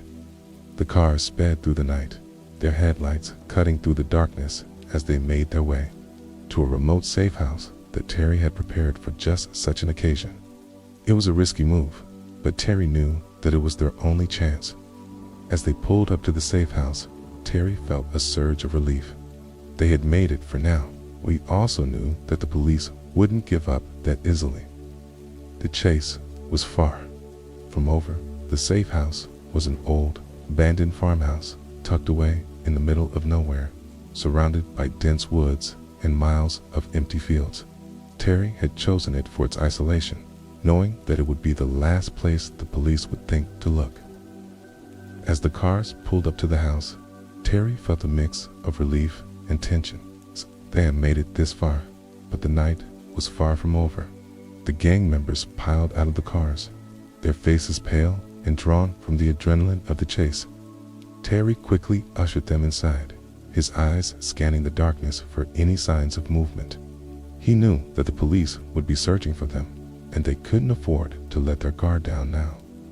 Inside, the house was sparse and dusty, with only a few pieces of furniture and some basic supplies. Terry had stocked it with enough food and water to last them a few days, but it was far from comfortable. Still, it was better than being caught by the police. As the gang settled in, Terry took charge, his mind already working on their next move. He knew that they couldn't stay here for long. The police would eventually track them down. but they needed time to regroup and come up with a plan. He assigned Joseph to keep watch outside, while the rest of the gang members took turns resting and keeping an eye on the hostages. Steve, the bank manager, was still with them, his face pale and his hands trembling as he sat in a corner of the room. Terry approached him, his gun still in hand. "You're going to help us get out of this," he said, his voice cold and steady. "If you cooperate, you might just live to see another day." Steve nodded, his eyes wide with fear. He knew that he was in a dangerous situation, but he also knew that he had no choice but to do as he was told. Terry turned his attention to the rest of the gang, his mind racing as he tried to figure out their next move. They had the money from the heist, but it was useless if they couldn't get away with it. He knew that the police would be watching all the usual escape routes, so they needed to come up with something unexpected. After a few moments of tense silence, Terry finally spoke. "We're going to split up," he said. "It's the only way to throw them off our trail. Joseph and I will take one car, and the rest of you will take the other. We'll meet up at the rendezvous point in 3 days. If anyone gets caught, they're on their own." The gang members nodded, their faces set with determination. They knew the risks, but they also knew that they had no other choice. Terry handed out fake IDs and cash to each of them, along with instructions on how to get to the rendezvous point. He also gave them strict orders to avoid drawing attention. Themselves, no flashy spending, no unnecessary risks. They needed to stay under the radar if they were going to make it out of this alive. As the gang prepared to leave, Terry pulled Joseph aside. "We need to talk," he said, his voice low and urgent. Joseph nodded, his expression grim. The two men stepped outside, where they could speak without being overheard. "This isn't over," Terry said, his eyes scanning the darkness. "The police aren't going to stop until they catch us. Need to be ready for anything." Joseph nodded, his jaw clenched. "It's a plan?" he asked. Terry took a deep breath, his mind racing as he tried to come up with a solution. "We need to disappear," he said, finally, completely. "No more heists, no more risks. We take the money we have and we go underground. We change our names, our appearances, everything. We start over." Joseph frowned, his brow furrowed in thought. "And what about the others?" he asked. Terry shook his head. "They're on their own," he said. "We can't afford to take any chances. If they get caught, they'll lead the police right to us." Joseph nodded, his expression grim but determined. He knew that Terry was right. They couldn't afford to take any more risks. It was time to cut their losses and disappear. As the gang prepared to leave, Terry felt a pang of guilt. He had led these people into this life, and now he was leaving them to fend for themselves. But he also knew that he had no other choice. The stakes were too high, and he couldn't afford to let sentimentality cloud his judgment. He gave the gang members one last look before turning away, his mind already focused on the next step. Joseph followed him to the car, his expression unreadable. The two men climbed in, and Terry started the engine, his hands gripping the steering wheel tightly. As they drove away from the safe house, Terry couldn't shake the feeling that they were being watched. He kept his eyes on the rearview mirror, scanning the darkness for any signs of movement. The road behind them was empty, the only sound, the hum of the engine and the crunch of gravel beneath the tires.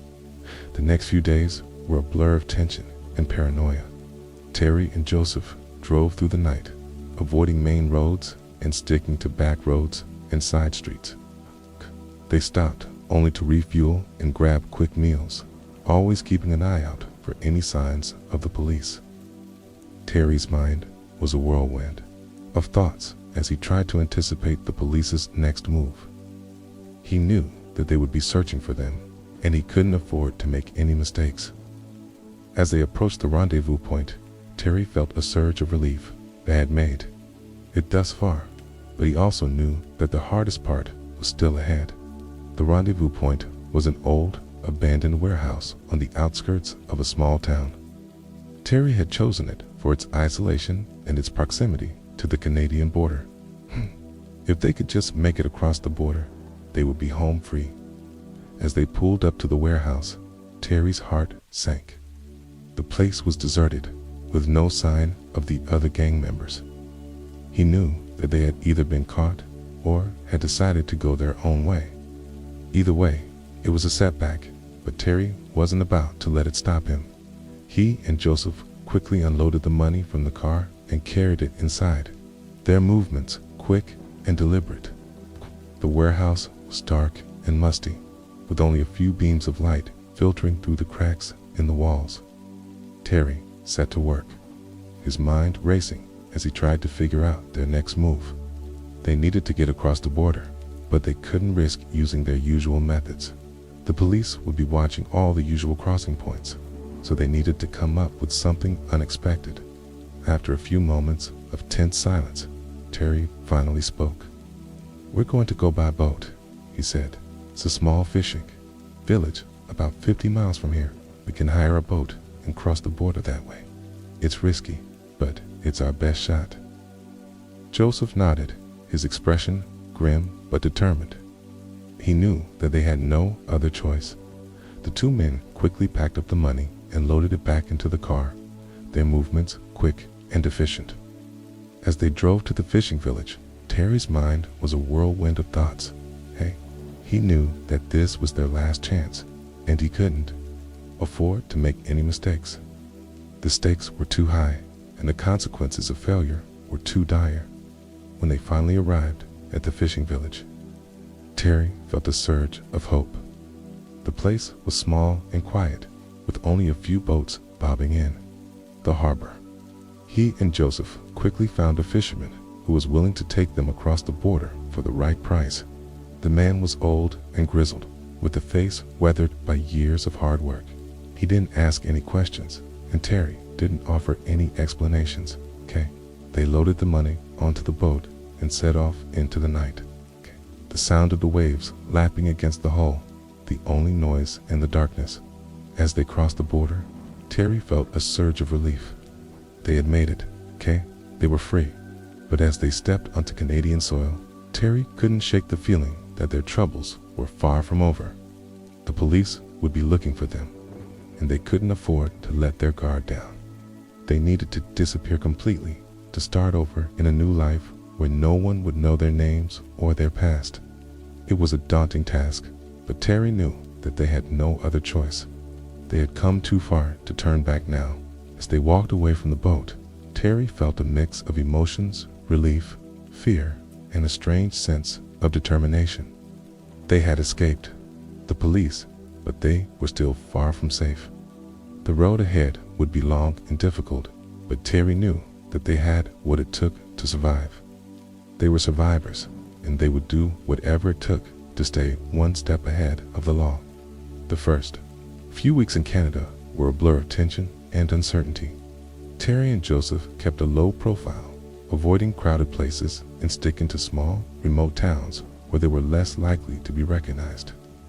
They used the fake IDs Terry had prepared, posing as brothers who had moved north for work.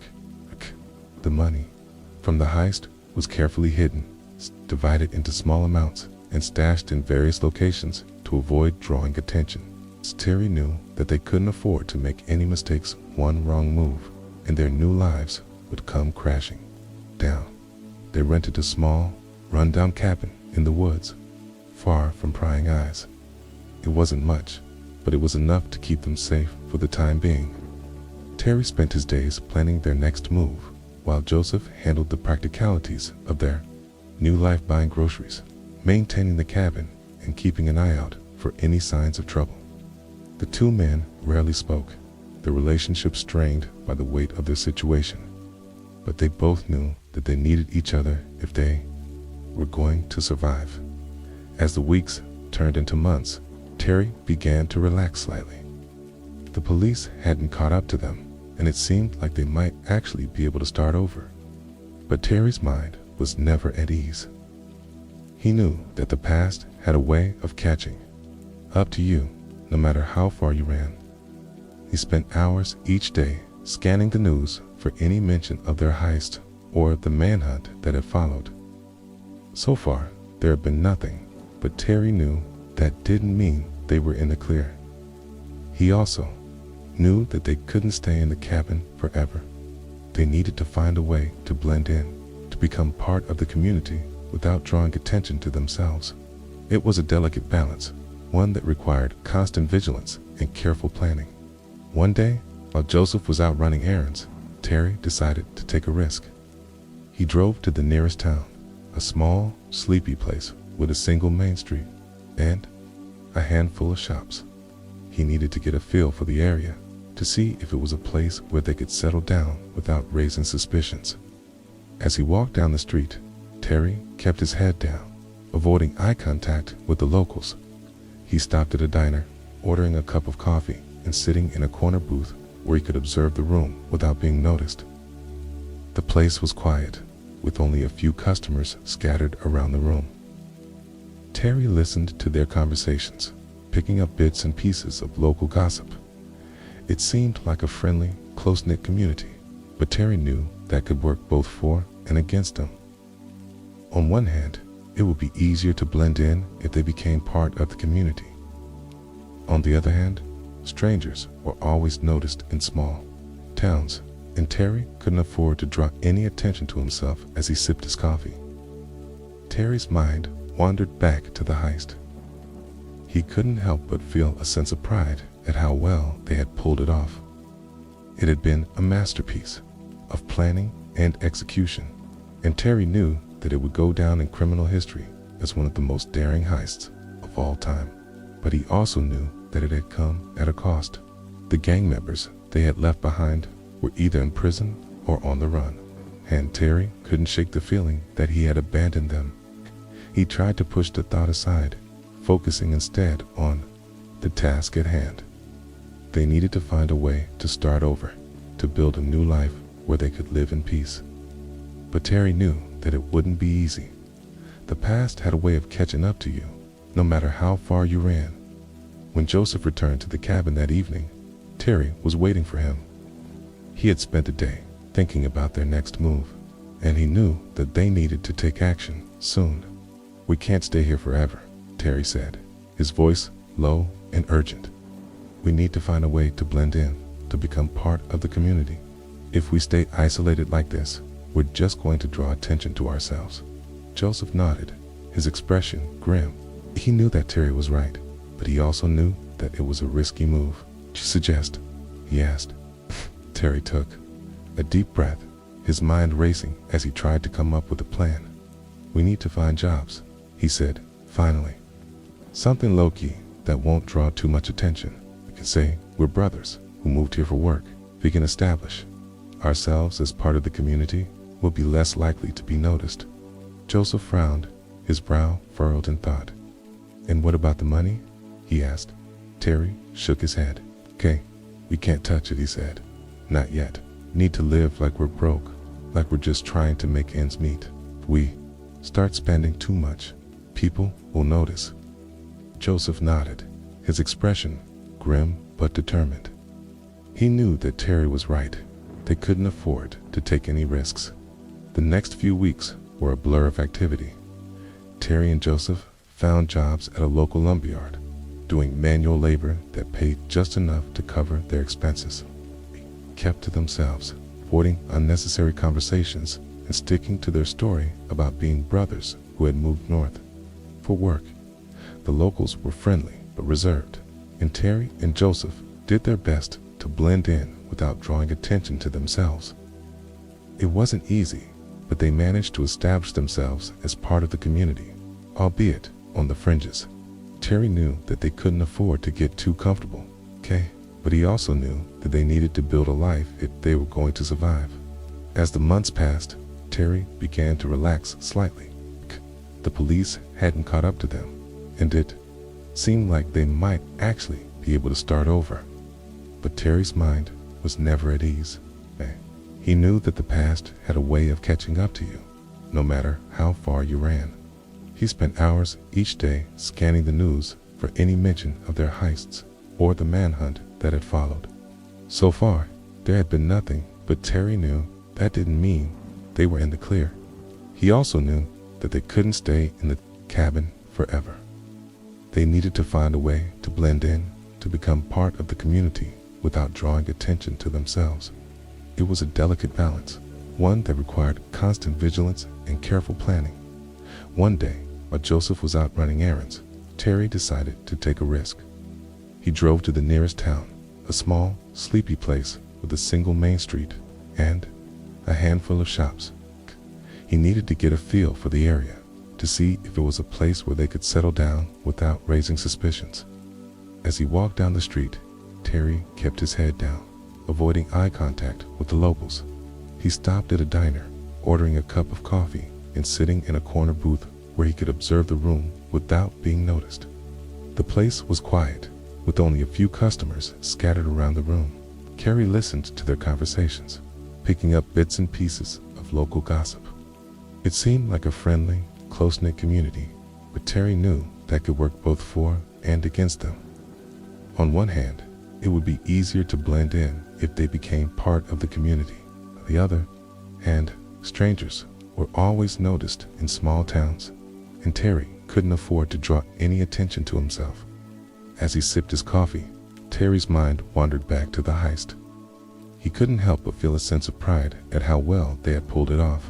It had been a masterpiece of planning and execution, and Terry knew that it would go down in criminal history as one of the most daring heists of all time. But he also knew that it had come at a cost.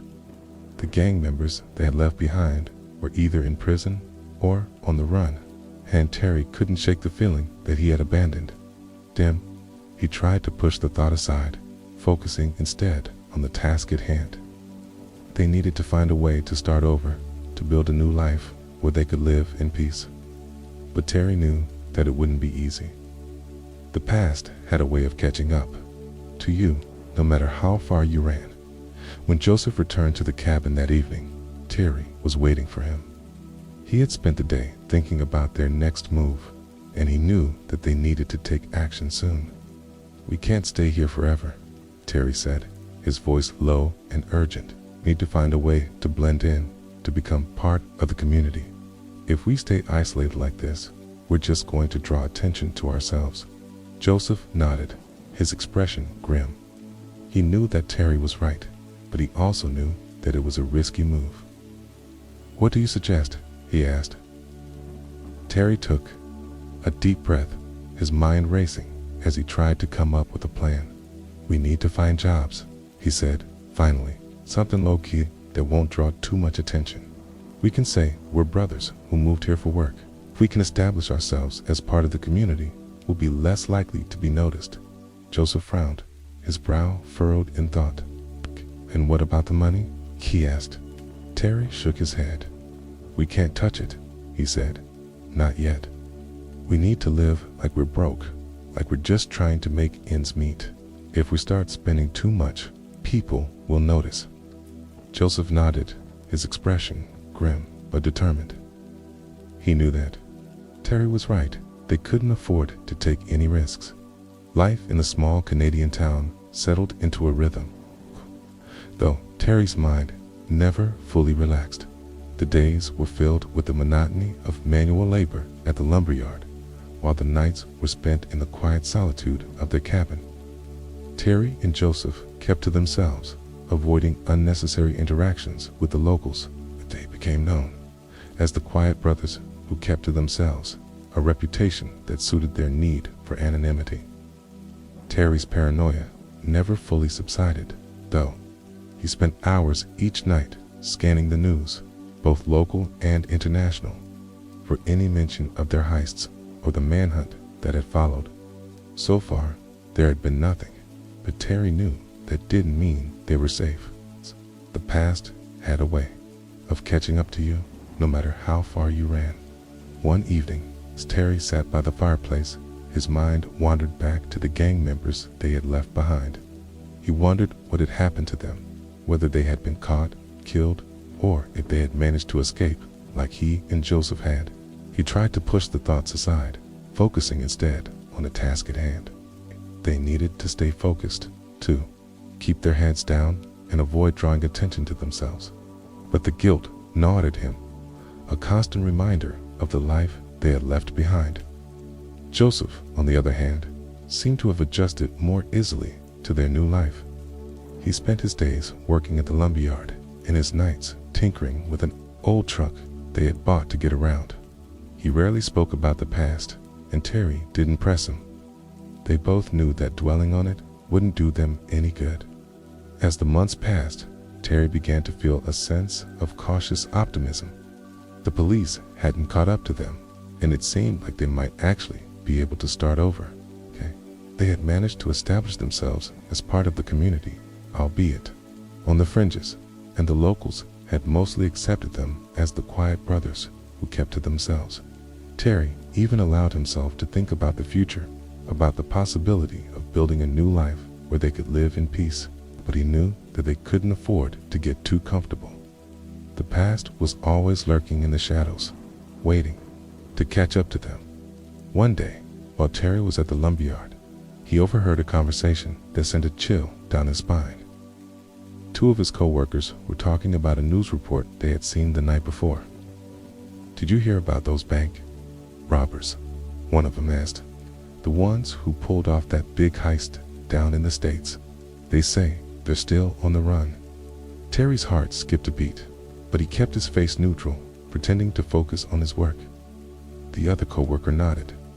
"Yeah, I heard about that. They say the police are offering a huge reward for any information leading to their capture. Can you imagine? Those guys must be living like kings somewhere, laughing at the cops." Terry's hands clenched into fists, but he forced himself to stay calm. He knew that they couldn't afford to draw any attention to themselves. Not now. He finished his shift and headed back to the cabin, his mind racing. When he got home, Terry immediately turned on the radio, scanning the stations for any news about the heist. He found a station that was reporting on the manhunt, and his heart sank as he listened. The police were still searching for them, and the reward for information leading to their capture had been increased. Terry knew that it was only a matter of time before someone put two and two together. He turned off the radio and sat down, his mind racing as he tried to figure out their next move. They couldn't stay here forever, but they also couldn't afford to run again. They needed to find a way to disappear completely, to start over, in a place where no one would know their names or their past. That night, Terry sat down with Joseph to discuss their options. "We can't stay here," Terry said, his voice low and urgent. "The police are still looking for us, and it's only a matter of time before someone figures out who we are. We need to find a way to disappear completely, to start over in a place where no one will know us." Joseph nodded, his expression grim. He knew that Terry was right, but he also knew that it wouldn't be easy. "What do you suggest?" he asked. Terry took a deep breath, his mind racing as he tried to come up with a plan. "We need to change our identities," he said, finally. "New names, new appearances, everything. We need to become different people so that even if someone recognizes us, they won't be able to prove it." Joseph frowned, his brow furrowed in thought. "And how do we do that?" he asked. Terry shook his head. "I don't know yet," he admitted, "but we need to figure it out soon. We can't afford to wait." The next few days were a blur of tension and uncertainty. Terry spent hours researching how to create new identities, while Joseph handled the practicalities of their daily lives. They knew that they couldn't afford to make any mistakes, so they took their time, carefully planning every detail. Terry managed to get his hands on some fake documents, including new passports and driver's licenses. He also found a contact who could help them change their appearances, hair dye, contact lenses, even minor plastic surgery, if necessary. It was a risky move, but Terry knew that they had no other choice. They needed to disappear completely to become different people if they were going to survive. As they prepared to leave the cabin, Terry felt a pang of regret. They had managed to build a life here, however fragile, and it was hard to let it go. But he also knew that they couldn't afford to stay. The past was catching up to them, and they needed to stay one step ahead if they were going to survive. They packed up their belongings and loaded them into the truck, their movements quick and efficient. Terry took one last look around the cabin, his mind filled with memories of the past few months. It had been a strange, quiet life, but it had been theirs. Now, they were leaving it all behind, stepping into the unknown once again. As they drove away from the cabin, Terry's mind was a whirlwind of thoughts. He knew that the road ahead would be long and difficult, but he also knew that they had what it took to survive. They were survivors, and they would do whatever it took to stay one step ahead of the law. The truck rumbled down the dirt road, the sound of the engine filling the silence. Terry glanced at Joseph, who was gripping the steering wheel tightly, his expression unreadable. Body didn't speak, but they didn't need to. They both knew what was at stake, and they were ready to do whatever it took to stay free. The road stretched out ahead of them, long and uncertain. Terry knew that they were heading into the unknown, but he also knew that they had no other choice. The past was catching up to them, and they needed to stay one step ahead if they were going to survive. As they drove, Terry's mind wandered back to the heist, to the life they had left behind. He couldn't help but feel a sense of pride at how far they had come, but he also knew that the hardest part was still ahead. They needed to disappear completely, to become different people if they were going to survive. It was a daunting task, but Terry knew that they had no other choice. They had come too far to turn back now.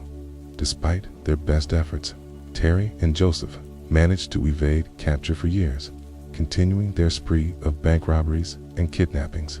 Their methods evolved, becoming more violent and daring with each heist. In one instance, Joseph tied a bank manager to a fake explosive belt, using psychological tactics to intimidate both the victim and the police. The gang's notoriety grew, and they became the most wanted criminals in the country. The police, however, were not giving up.